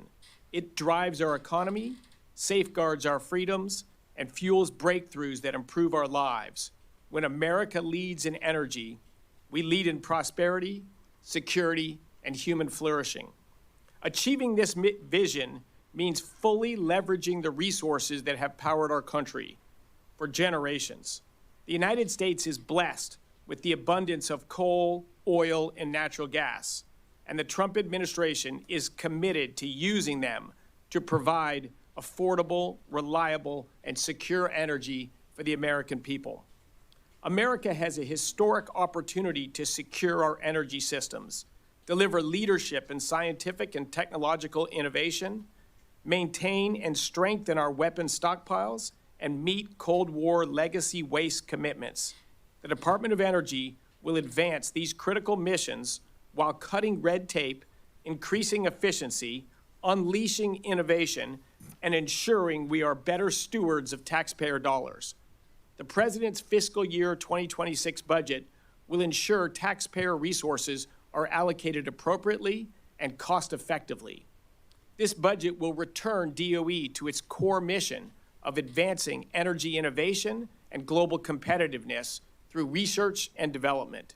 We will invest DOE's resources in sources and technologies that support affordable, reliable, and secure energy and provide a return on investment for the American taxpayers. Just last week, the Trump administration celebrated its 100th day in office, and the Department of Energy has been hard at work to deliver on these goals of unleashing energy expansion while improving operational efficiency. I'm proud to report that we have officially ended the previous administration's reckless pause on LNG export permits and returned DOE to regular order for reviewing and approving new permits. Since January, the department has approved applications for projects that will export more than 9.5 billion cubic feet of LNG per day, adding nearly as much incremental capacity as the world's leading LNG exporting countries. We are advancing President Trump's pledge to lower the cost of living and expand consumer choice for all Americans by right-sizing DOE's regulatory approach to home efficiency standards. This ensures that the American people can choose which appliances work best for their homes and budgets. While we actively work to strengthen America's role as the world's leader in oil and natural gas production and lower costs for all Americans, we are also taking steps to accelerate innovation in the commercial nuclear development. America must lead the commercialization of affordable and abundant nuclear energy. DOE is working to advance the rapid deployment and export of next-generation nuclear technology, including small modular reactors. Small modular reactors will provide reliable power for our nation's growing energy demands, with the added benefits of flexible deployment due to their compact size and modular design. The responsible stewardship and modernization of the nation's nuclear weapons system is paramount for the Department of Energy and this administration. DOE is focused on addressing critical upgrades for the U.S. nuclear stockpile and maintaining our engine powerhouses for submarines and aircraft carriers. Both tasks will become even more crucial in the next few years. We also need to unleash American energy innovation, and the national labs are the engine that drives research and development to further this aim. When it comes to our national labs, we are capable of doing more with less. We can both increase efficiency and drive innovation. We will prioritize research that supports true technological breakthroughs, such as nuclear fusion, high-performance computing, quantum computing, and AI, which will maintain America's global competitiveness. AI is the Manhattan Project of our time. AI will define the future of the world, and it is essential that the U.S. leads in the development of this technology. DOE has a significant role to play in driving AI innovation for scientific discovery, energy innovation, and national security. Our agency has the world-class high-performance computing capabilities that enable fast and efficient AI research and development, including 4 of the world's top 10 supercomputers. We need all energy sources to power the global AI race and meet growing energy demand, while also ensuring the security of the grid. America doesn't back down from big challenges or big builds. If we want abundant, affordable, and secure energy, we must invest in the transmission, generation, and innovation that get us there. We are working to accelerate projects through permitting reform. We need to break ground faster with streamlined permitting, standardized designs, and public-private partnerships to build at the speed of national need. DOE will work to replenish the Strategic Petroleum Reserve. The SPR is a national asset that protects our security in times of crisis. The last administration's politically motivated depletion of 180 million barrels has significantly degraded SPR infrastructure, brought storage levels to historic lows, and weakened America's ability to respond to new geopolitical oil market shocks. As Secretary of Energy, I am honored by the responsibility to help meet the American people's growing energy needs and lead the world in energy development. Thank you for the opportunity to testify before this committee. Mr. Secretary, thank you for your opening statement, sir. At this time, I'm going to begin with questions, including my own, and I thank you again. My first question, Mr. Secretary, is going to be dealing with high-assay, low-enriched uranium, as we know as HALEU. Mr. Secretary, there's an urgent need in our country for commercially available HALEU to enable U.S. leadership in the deployment of advanced reactor technologies. Congress has provided the Department with substantial resources to increase domestic production of HALEU. In the fiscal 24 bill, I was able to work to secure $2.7 billion for fiscal 24 to support these efforts. However, the Department has been slow-moving in taking meaningful action to accelerate the availability of new and diverse domestic uranium enrichment capacity. I'm so pleased that this administration has taken steps to increase the availability of HALEU, including allocating HALEU material from DOE sources to address the near-term fuel needs of our nuclear developers, and I thank you for that. What steps is the Department taking to accelerate the development of commercially competitive HALEU capacity in the United States, sir? Mr. Chairman, and the whole committee, thank you for your efforts to allocate over $2 billion for this critical issue for our country. And you're right that capital has not been deployed yet. And since I've been on this job about 100 days, we are looking at that in detail of what's the greatest bang for the buck. How do we deploy that money to reestablish enrichment capabilities in the United States owned by American companies, and not just for low-enriched uranium, but for HALEU, for next generation?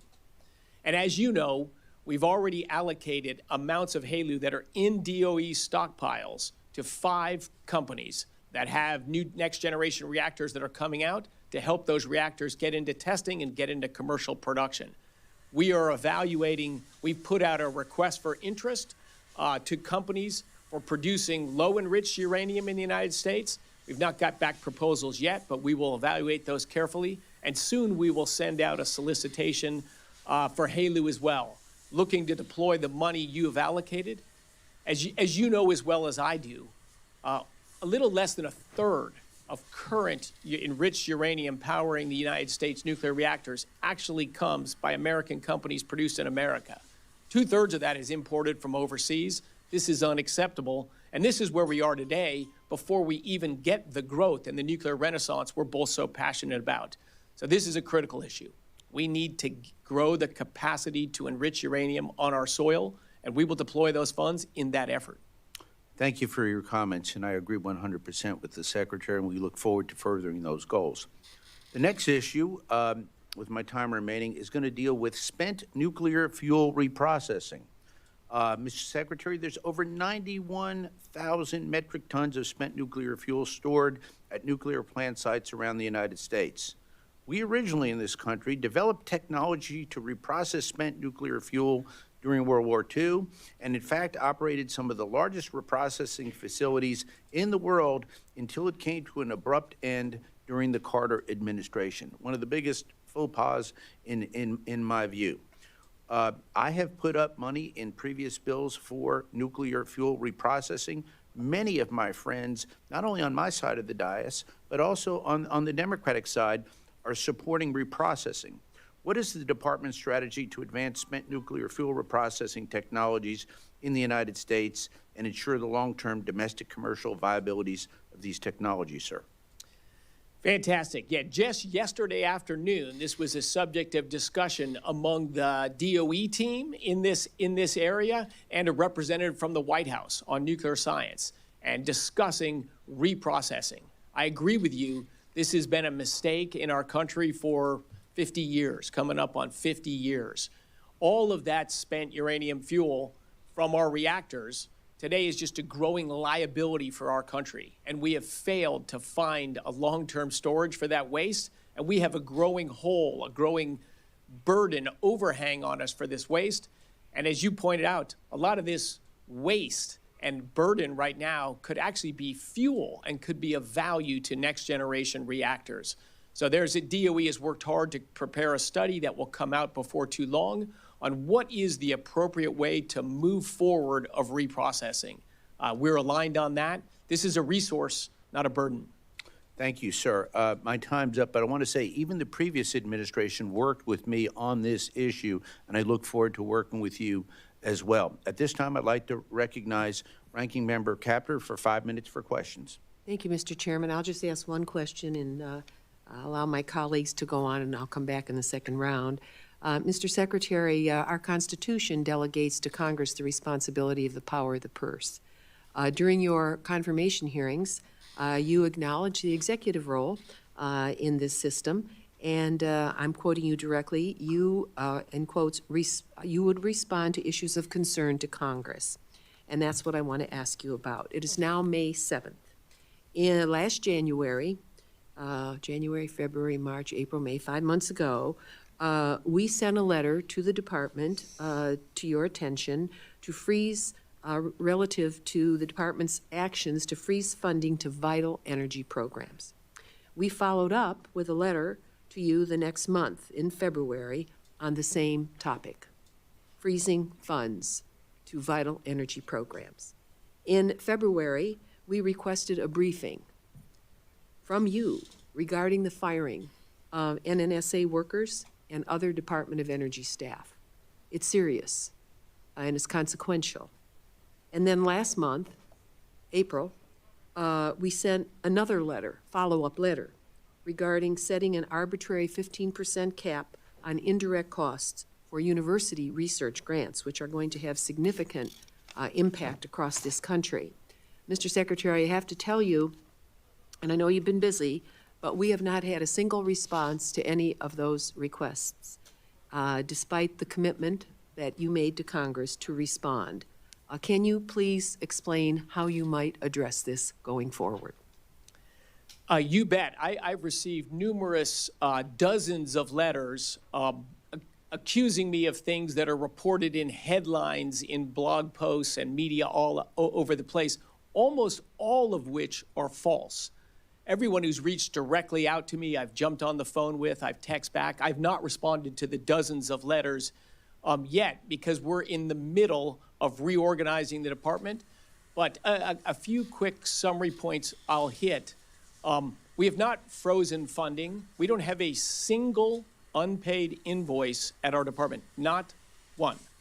If we have an ongoing project for an existing commitment and work is being done, we've paid our bills, all of our bills. We are reviewing existing projects. We've canceled 0 so far, much to the frustration of people on the other side as well. There's a huge deployment of United States funds allocated by Congress and administered by the Department of Energy.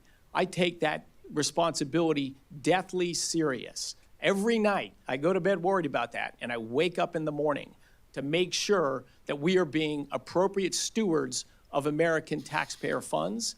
And we are reviewing, and I'll walk through later in more detail exactly how we're doing that. But let me say up front, why do we need this careful study right now? You guys are moving too slow. Active projects where work is being done, we've paid our bills. We've never not paid our bills, never. In the last administration, let me give one example because it's indicative of other financial support programs. The Loan Program Office is 15 years old. In its first 15 years, it deployed a little over $40 billion towards energy projects. 15 years, a little over $40 billion. We had an election in November. From the day after that election until Inauguration Day, the Loan Program Office issued $100 billion of loans and loan commitments, 2.5 times what was done in 15 years. They did in 76 days. Mr. Secretary, thank you very much for beginning to respond. I'm not asking about the entire loan portfolio. I'm asking why you haven't answered 4 requests from the Congress of the United States in the House here. I'm here and by the way, it's a bipartisan request, and it is bicameral. I could not do the work I'm doing and responded to the dozens of letters I've got. I've had several phone calls. I'm happy to jump on the phone with you at any time. And it's hard to respond to requests where the premise of the questions and the premise of the accusations are simply false. Well, sir, do you have a congressional staff hired yet? I do. I have. It's lean and mean, but it's actually a tremendous staff. Well, we have not since January gotten a response to our letters to you, and we're very concerned about the firing of NNSA workers and Department of Energy staff. What percentage fewer staff do you have now than you did in January when you inherited the office? People in the doors that are on the staff right now, it's low single-digit %. We are working on a restructuring of the department, which will be a more meaningful change in that, but it is in progress and it's almost entirely voluntary. And how many thousands have left? Well less than 1,000. Well, would I have your commitment that you could look back at our initial request and every subsequent request and get back to us by next week? We will continue to provide updates as things evolve in the department. I've spent a fair amount of time on communications in this, but it's not been my biggest dedication of time. If I was to respond to the dozens of letters I've got, it would be the majority of my time. I'm happy to jump on the phone at any time to talk to you or others about it. Mr. And when we Secretary, finish we need a more thorough briefing than that, sir. I'm sort of disappointed in your answer this morning. I think it speaks for itself. Yield back. Thank you, Ranking Member. At this time, I'd like to recognize my friend, the distinguished former chairman of this subcommittee, the current chairman of the Interior Subcommittee, representing the great DOE reservation in Idaho, my dear friend Mike Simpson. Thank you, Chairman. Congratulations, Secretary. This is the first time I've had a chance to congratulate you on your nomination and, frankly, on your confirmation through the body across the rotunda. But we're glad to have you here and glad that you've taken the time both to brief us and your time from being a successful businessman to join the government in addressing these issues.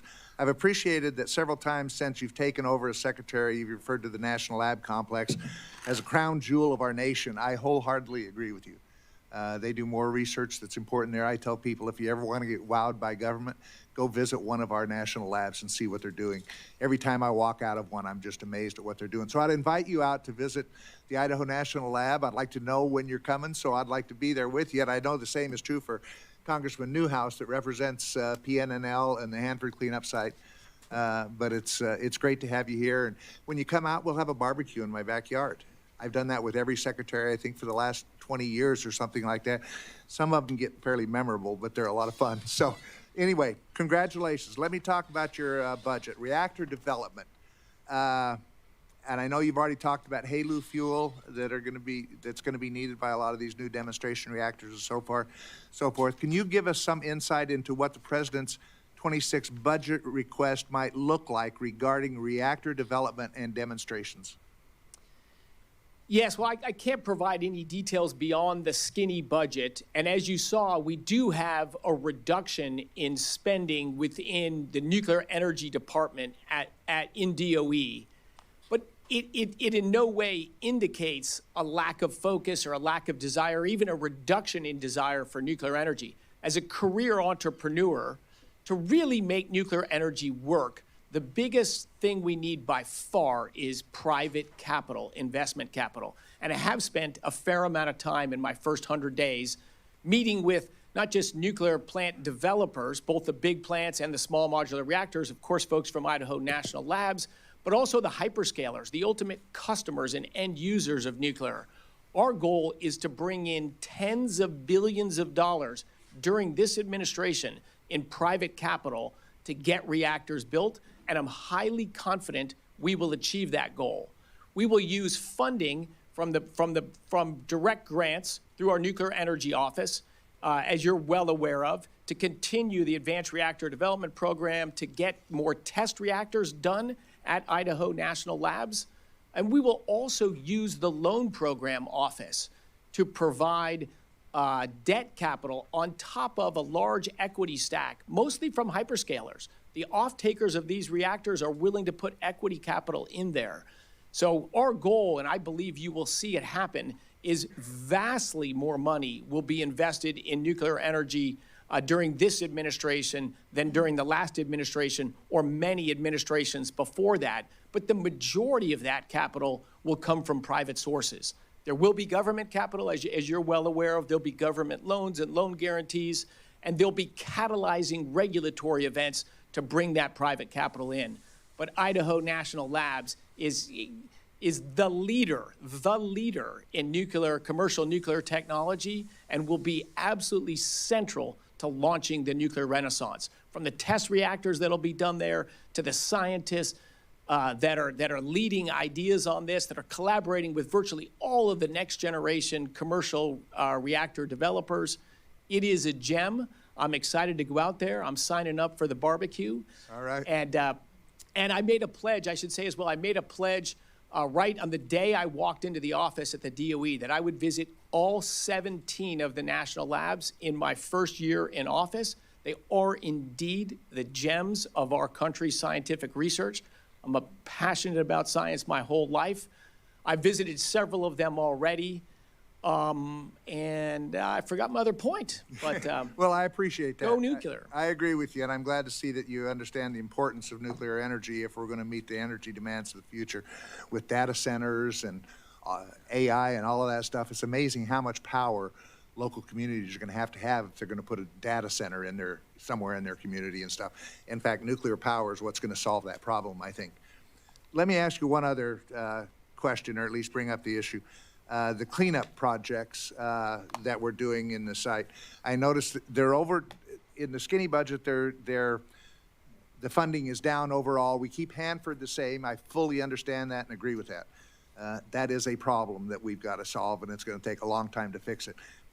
Has there been an analysis done, and to pay for that and to keep that at the same level, we've lowered the cleanup costs or budget in the other sites. Has there been an analysis what the increase in the total cost, say at the Idaho cleanup project, what it would be by delaying it because we underfund what's necessary to keep it going at the current level? Because that's going to extend the time and cost of cleaning it up. So has there been that analysis done? Well, Congressman, the total reduction in the environmental management budget is actually quite small, and our firm belief is that through efficiency, through doing things smarter, there won't be any slowdown. It's a small reduction in budget. We're hoping that the actual work achieved will be larger than it was the year before. So we're banking and believe strongly in efficiencies. That's why I'm here, is to take a department that hasn't really been run like a business and run it like a business. So with a few percent more in the budget, we can achieve several percent more in output. So no intentions to slow down the cleanups at Idaho or any of the other sites. I appreciate that, and I will tell you that I know you've met with all the lab directors, and John Wagner gave you a big thumbs up when I talked to him last time, so you're off on the right foot. Thank you, Congressman.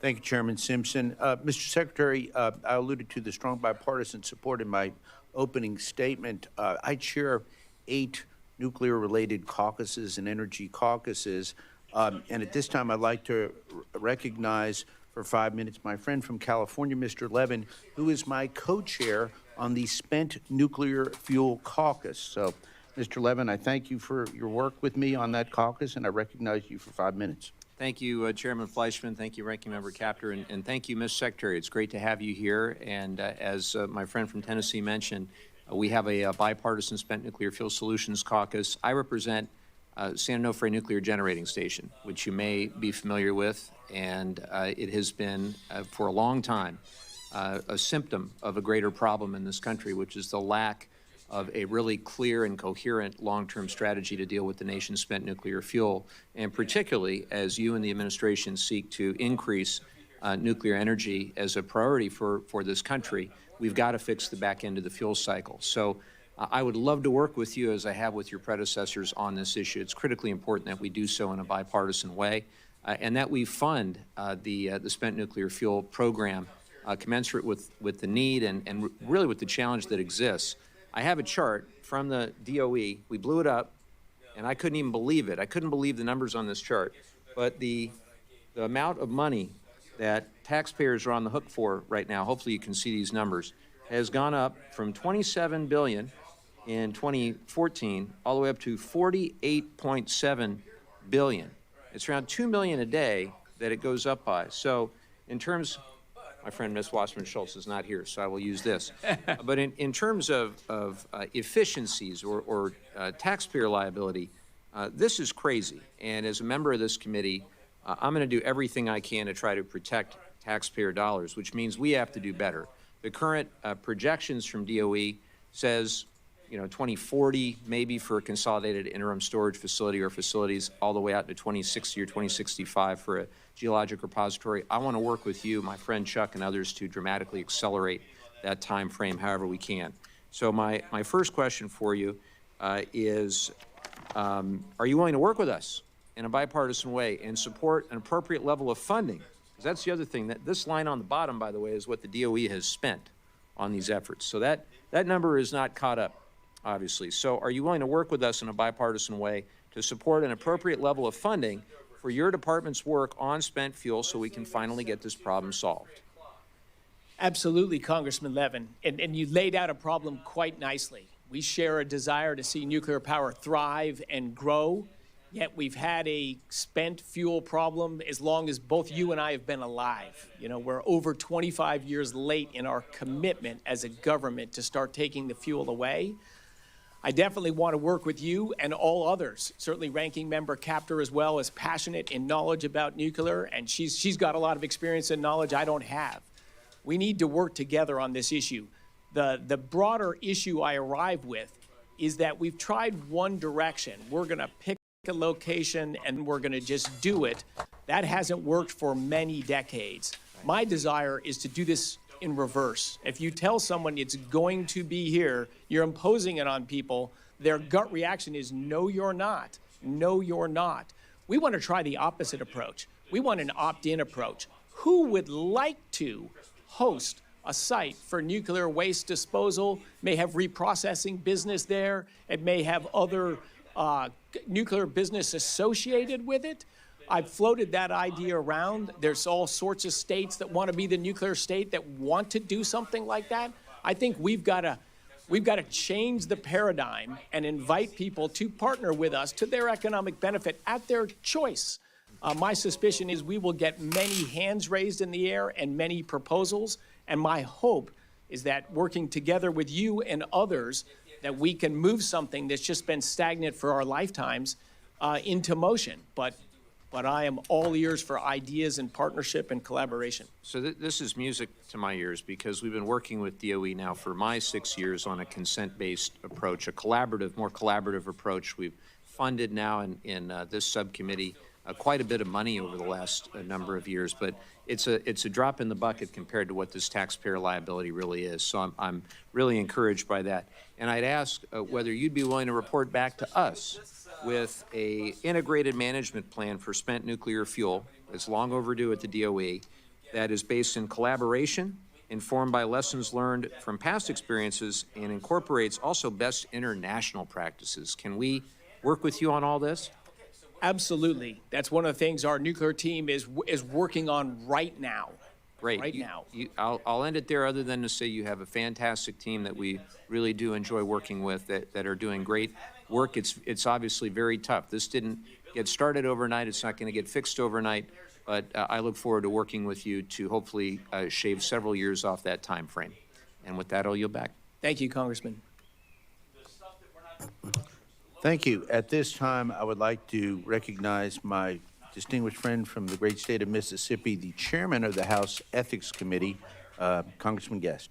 Thank you, Mr. Chairman. Mr. Secretary, thank you for being with us today. I want to thank you for ending the pause on LNG exports. I want to thank you for your commitment to replenish our strategic petroleum reserve.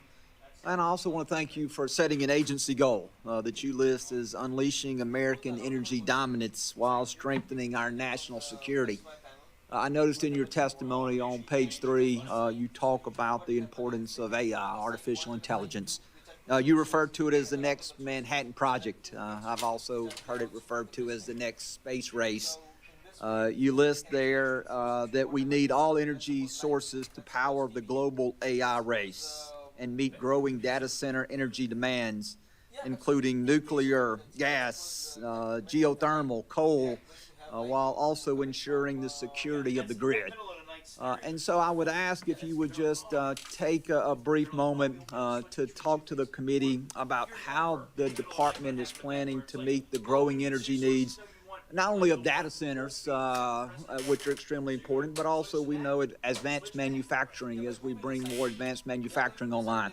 The energy needs of transportation now as we see more vehicles being electrified. So can you just tell us briefly your goal as to how you would like to see the Department of Energy move forward to make sure that we have the energy necessary to compete in this AI race?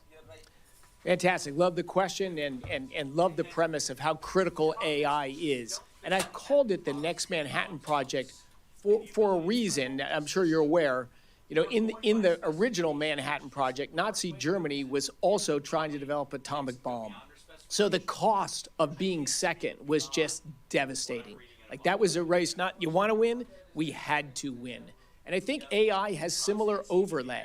You know, we see the great commercial and personal lifestyle uses of AI already, but its uses will be dramatically impactful to basic science, and maybe I'll get to that later, but also to national defense. If we are lagging, if we're behind China in AI, our sovereignty, our national defense is at risk. I think it is not an option for us to get second in AI. And I think in the last administration, where we saw very little growth in America's energy production capacity, we were on a road where we were not going to lead in AI. So as I think you and I both believe, we need to lean in, and if we're going to win AI, it is an energy-intensive manufacturing industry. We have to enable the growth, dramatic growth of American energy production if we are to lead in AI. Fortunately, we have the resources, we have the businesses, and we have the technologies here to invest in those energy things. The main thing I view the department and the government as a whole is to get out of the way and to enable private businesses and enterprises to bring the hundreds of billions of dollars of capital investment that'll be needed to lead in AI. You mentioned LNG exports and natural gas. Today, natural gas is by far the U.S.'s largest source of electricity. It's fast to stand up. We got a lot of capacity rooms to grow there. We want to remove barriers to growing that. Nuclear, I think, has a huge runway. It's not grown in the United States for decades, but it could, and it should. That is another reliable, affordable, dispatchable energy source, very well suited for AI. Coal. Look, coal is the largest source of electricity in the United States for decades and on the globe for 100 years.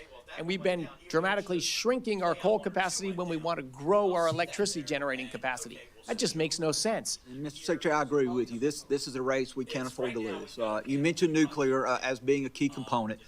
We've heard a lot about SMRs, small modular reactors, but also want to talk more about large-scale nuclear reactors. In my home state of Mississippi, we have the Grand Gulf Nuclear Power Facility, which is the most powerful single-unit nuclear power plant in the United States. It is also one of the most efficient and most reliable.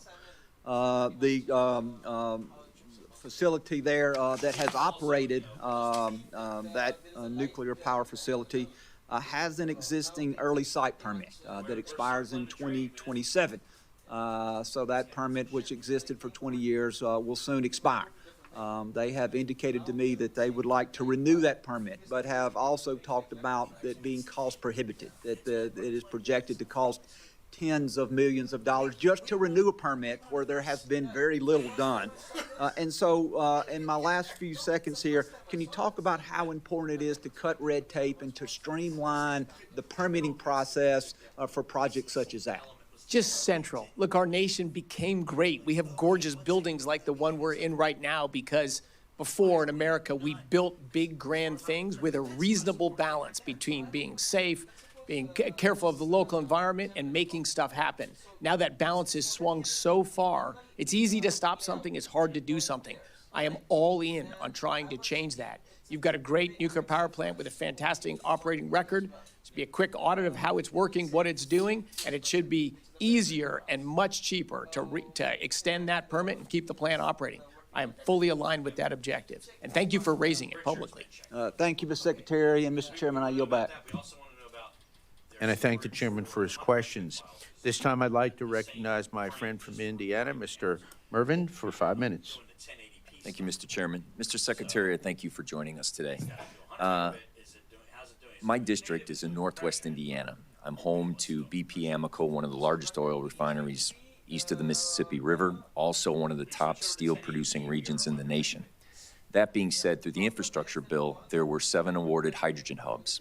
One of the hydrogen hubs was absolutely awarded within my district, the Mach 2. Current reports have shown that that is one of those department review programs that have been paused while you're reviewing it. I'd like to ask specifically, what is the criteria in which you are judging that specific project? 2, I just want you to know, with the theme in a bipartisan way, we are working with Senator Young. We've worked with the governor, then Holcomb, now Governor Braun, in Indiana, the state legislature, to set the table for the hydrogen hub. It creates 12,000 construction jobs. It allows for our steel industries to have a cleaner distribution by capturing carbon. It is a blue hydrogen, and it is something that will be transformational in economic development within my community. With that, I'd like to ask you what the current status is and the criteria of which you are judging it.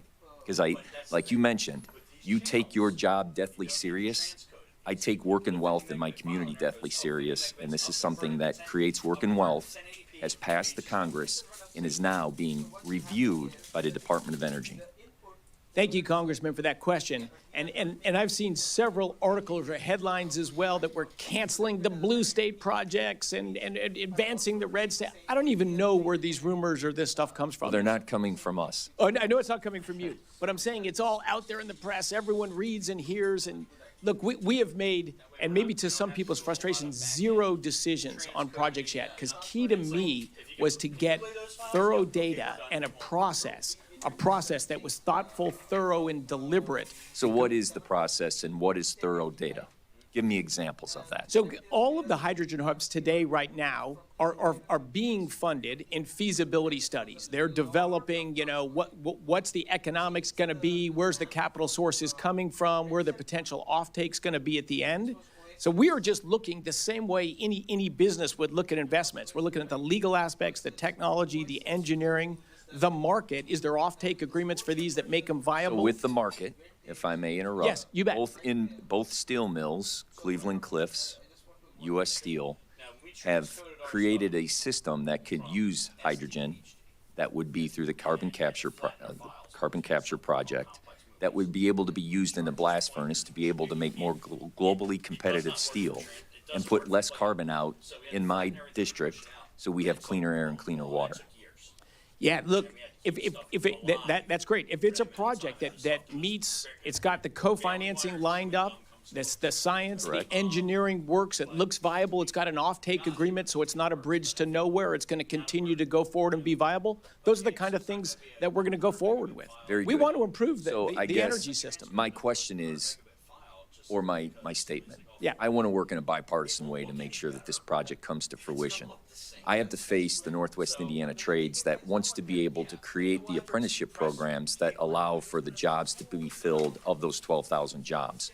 So the theme of uncertainty, how soon do you think those decisions will be made so that there can be a ramp up so that these investments can continue forward so that BP Amoco or BP and the steel mills and my technology and unions and non-unions and contractors can have certainty that this project is going to go forward, because it was awarded, now it's held, and uncertainty is blowing up our economy. The funding for the feasibility study is ongoing. I don't think that's even done yet. I don't think we're actually holding it up. There probably is uncertainty of, are they going to fund it? So I get that's real. Certainly in the next few months, by the end of this summer, hopefully before the end of this summer, we will have run through all of the 400 or 500 large projects that are currently in the pipeline at the DOE. To me, it was key to get in the right people, to develop a series of processes. You used a key term, bipartisan. My whole life, I've been outspoken about energy my whole life, and I've always said energy should not be political. It's the basic infrastructure of human lives. And creating work and wealth in my district, along with energy, is something that should be done in a bipartisan way. I have United States Senator Young sent a letter, and recently United States Senator Banks and myself sent a letter in support of this in conjunction with the Trump administration, unleashing energy and how this plays into the domestic manufacturing. So these hit all those criteria. It's blue hydrogen, it hits the oil, it's carbon capture, and it creates jobs and wealth. So I look forward to working with you and having an open line of communication between my office and your department so that we can communicate accurately what is going on over the next few months. Then I have another question, if I may. Within your testimony, you talk about critical minerals. Just this morning at Ford plant in South Chicago, they're going to halt production because of the lack of critical minerals on the braking systems. So one of the part of your testimony is how important it is to our national security, domestic manufacturing, and basically our economy on critical minerals. The current tariff system is halting minerals coming in from China. You're talking about critical minerals and how important they are. I want to give you an opportunity to speak to how we are going to speed up our critical minerals, our mining, and how we are going to do that so that people aren't losing jobs under this time of uncertainty. Critical issue, Congressman. Thank you for raising it. It truly is critical. For decades, China has worked to get a large, controlling, in some case, complete control of supply chain of what seem like small businesses, but they're critical businesses, hence the term. You can't build the brake system without that magnet. And that's of great concern. There is a cross-agency effort in this government right now. It is there, not a day goes by, not a Saturday or Sunday goes by, that there is not a dialogue about how do we change this calculus on the ground? How do we develop capacity of mines, of refining, of production in our country of so many, of the 50 critical minerals, we're 100% dependent on imports for 12 of them. We're up to 40 of them that we produce less than half of in this country. So yes, it is a priority issue for us, and it's something you're going to hear a lot more about. But thank you again for raising that and for your bipartisan and job-focused sentiments on energy. Yes, and just in closing, the real life of that is that in Riverdale, a steel mill that is part of my local 1010, they just laid off people because of the pinching of the auto industry. And I just received notice today they're going to be closing down or reducing workers within a plant near me. 80% of those people live in my district. I will work with you in any way possible to close that gap, to make sure that the minerals are there, to make sure that those individuals are working and providing for their families. So we take that deathly serious together, and I want to work with you in order to find solutions quickly so that there isn't this uncertainty and economic disruption to those people's lives. Fantastic, Congressman. Thank you for those words and for your passion. Thank you. Thank the gentleman for his questions, and I would respectfully remind the members that we want to limit the first round of questions to 5 minutes so that everyone can have an opportunity to ask. At this time, I'd like to recognize the distinguished vice chair of this subcommittee, Mr. Cloud, for Texas, for 5 minutes. Thank you, Mr. Secretary. I come from the district that's home to Corpus Christi, the #1 energy export port. So we were very thankful to see your removing of the LNG export ban. I had just some months ago, was at an energy summit, and there were 14 other countries there.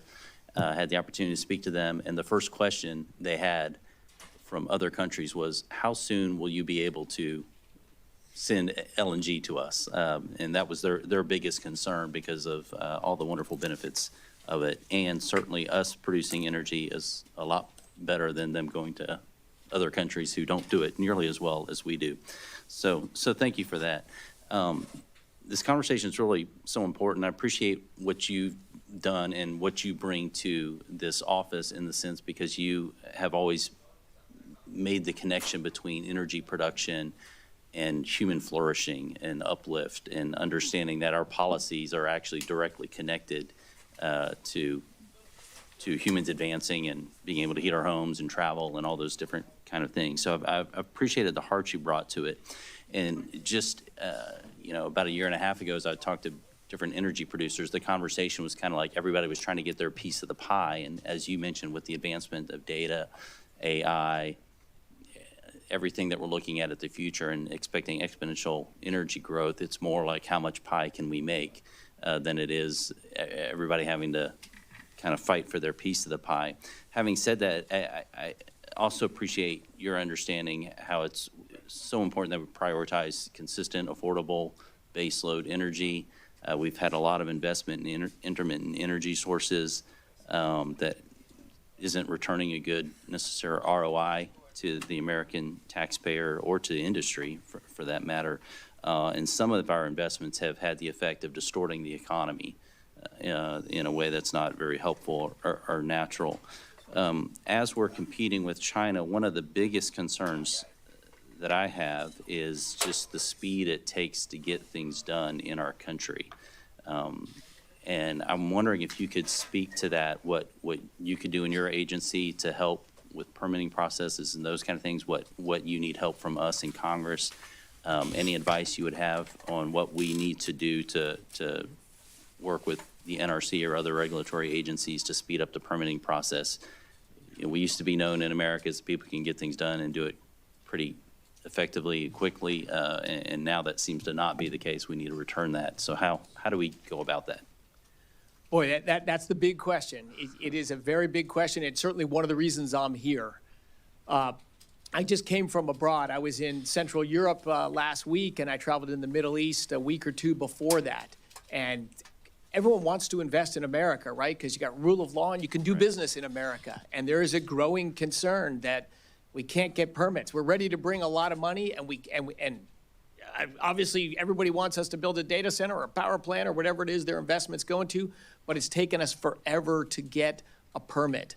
This is making our society more stagnant. It's pushing manufacturing and things overseas. It's chilling investment in our country, which means less jobs are created in our country, less pressure to push wages up that we all want to see.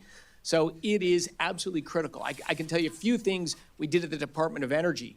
For example, in the national labs, think of OSHA, right? We have a very robust, maybe overly robust, health regulatory agency that all businesses comply with, including my former businesses when I was in a different life.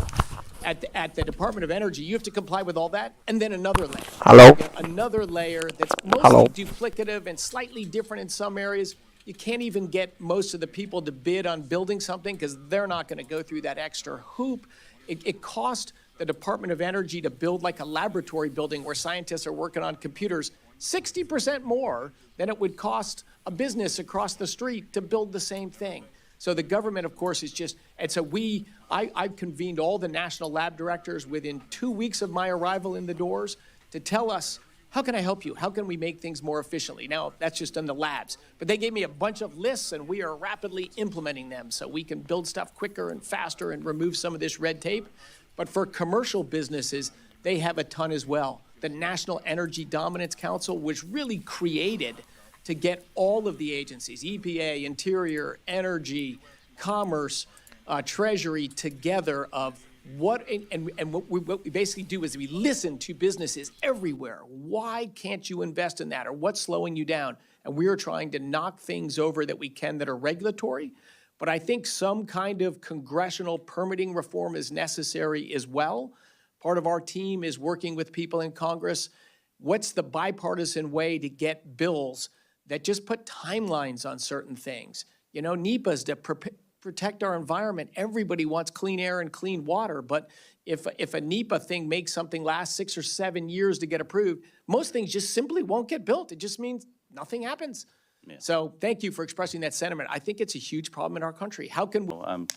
have a natural penchant for looking into stuff like this, but could you speak to what really happened there? It's extremely concerning. And so to balance the moving things forward, projects forward, but to understand how did this happen? What was in it? I could go on. There are clauses in loan agreements that are in all previous loan agreements that somehow weren't in the loan agreements, rushed out at the end.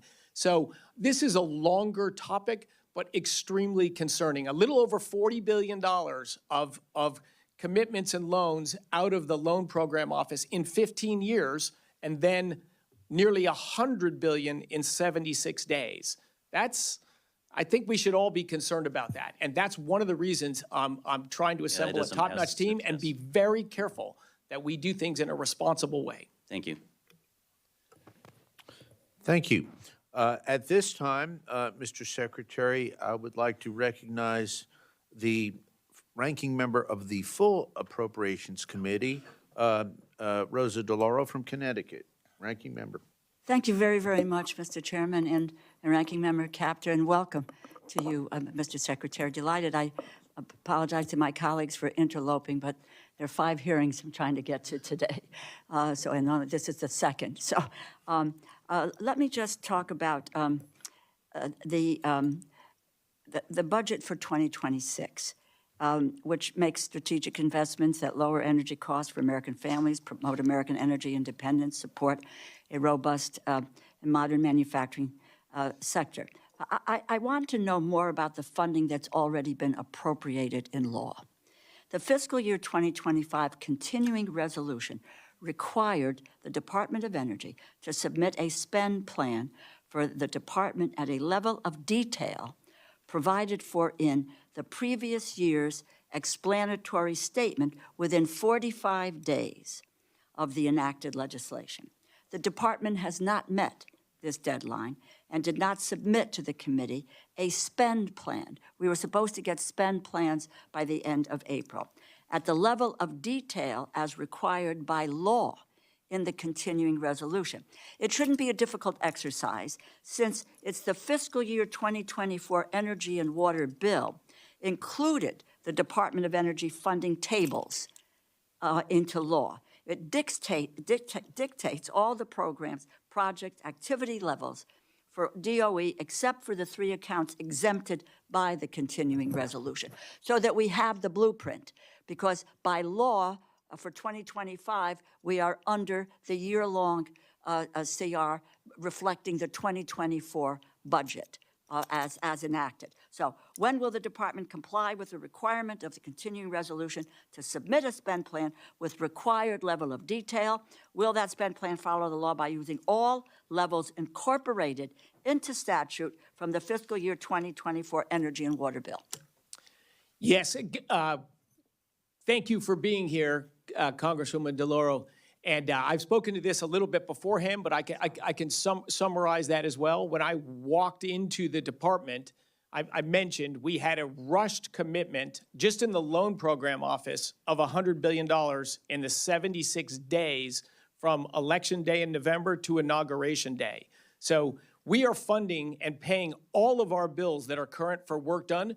But do we know whether the projects that we have are going to meet the next hurdle to go on to the next step? We do not know that. Well, let me just say, because I want to ask another question, but the requirement by law under the continuing resolution was to provide the Appropriations Committee with a spend plan as to how you want to, for 2025, spend this money. As I say, it shouldn't be difficult because we're under 2024 and it is all outlined in 2024. So I really want to press you on getting us that spend plan with detail so we know where we're trying to go in 2025 because we haven't settled that budget yet, given a year-long continuing resolution, which was very specific about getting us the material and how you intend to spend the money in 2025. Again, simple. It's 2024. You can carry it over.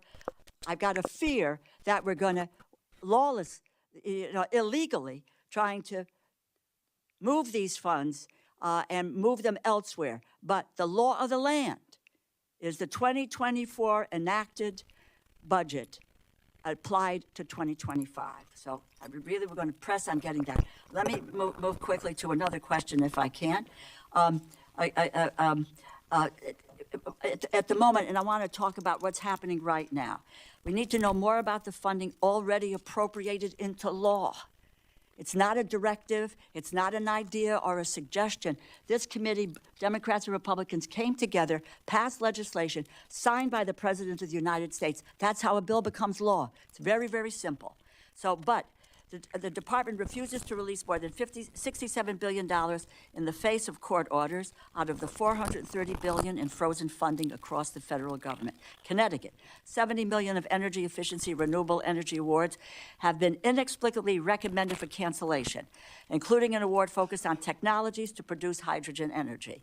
We should be at the forefront of new energy technology, not retreating to the sidelines. In addition, your department recommended canceling a $389 million award from the Grid Deployment Office for the Power Up New England project, produce energy costs for New England customers by over $1.5 billion while bringing 4,800 megawatts of offshore wind power online. Now, it appears that some projects previously deemed worthy of funding are being canceled without adequate justification. Some cases, no clear rationale other than administrative convenience. Troubling reports have surfaced suggesting that the review and subsequent cancellations may be, and I say may be, politically motivated, targeting projects in Democratic states and in districts. These actions will raise energy prices for businesses and families and make the U.S. less competitive. These are my two questions, and again, it's yes and no. Can you provide to this committee a list of awards that are being considered or recommended for cancellation?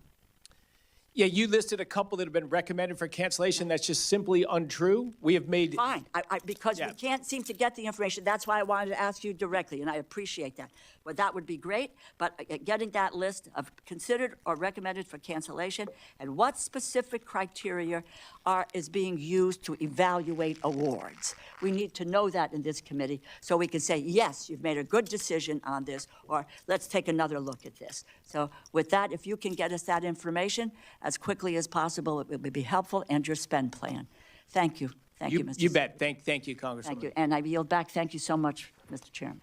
And I thank the ranking member for coming today. Appreciate that. There are several hearings going on right now, so appreciate the fullness of the dais. In that regard, Mr. Newhouse, my friend from Washington State, was here earlier. He represents the Great Hanford Reservation and has worked with me for years on legacy cleanup, and he's got a great lab out there. So I recognize Mr. Newhouse for 5 minutes. Thank you, Mr. Chairman. I appreciate that and enjoy the work that we do together on important stuff. Mr. Secretary, welcome to the committee. Appreciate you being here.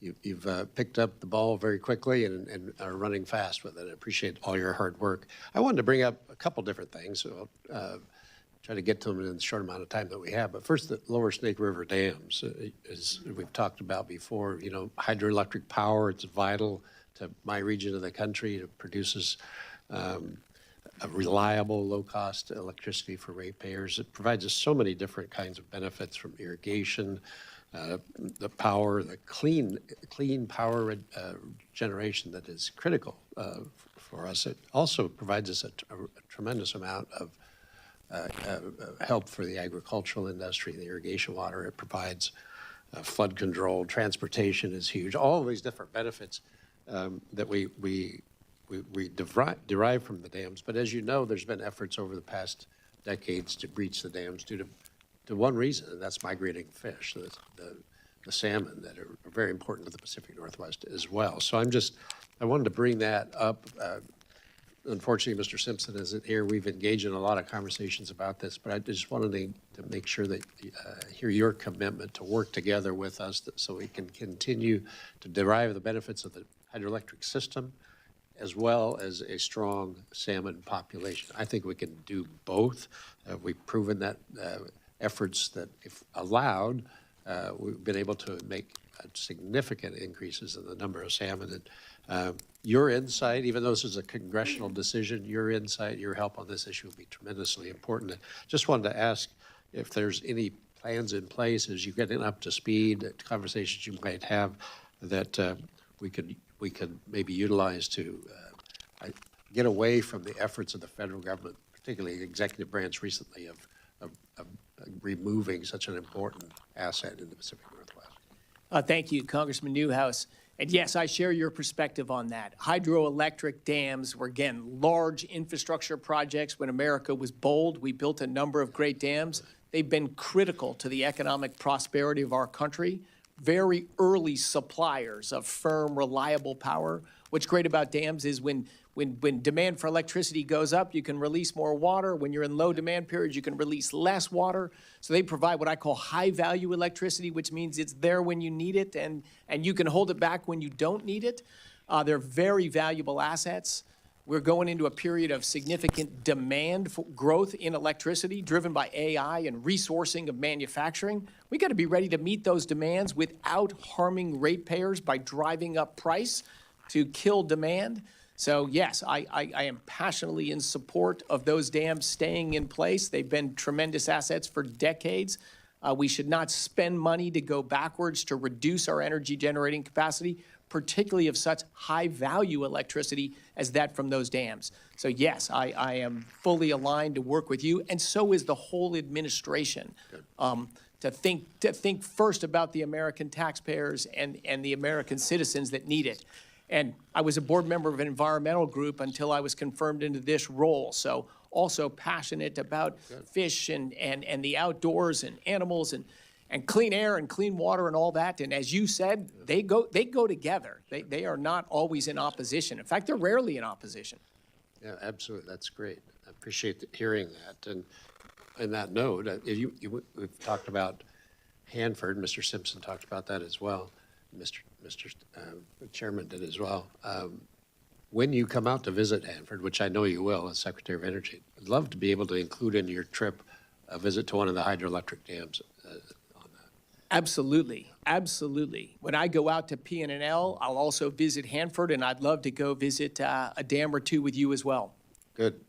We'll make that happen. So talking about Hanford, a significant effort on the part of DOE in Central Washington, some of the legacy cleanup of our efforts to win World War II and the Cold War, the Manhattan Project, all those things that are tremendously important. But we have a problem that we're facing. I do appreciate the comments that you've made in conveying the importance of that, and really anxious to have you out there and visit firsthand so you can see exactly what's going on. The tremendous work that is happening there requires a stable, steady budget in order to make that successful and long-term commitment, which fortunately that has been there, and we want to continue that. I just wanted to ask you about any kind of thoughts that you've been putting into this. Are you planning to ensure, as you look at the adequate resources that are necessary for Hanford as this work continues and ramps up? We're just about close to opening the VIT plant, which is an exciting thing. So just wanted to get your perspective on that. And again, reiterate, looking forward to your, I'm sure will be upcoming visit.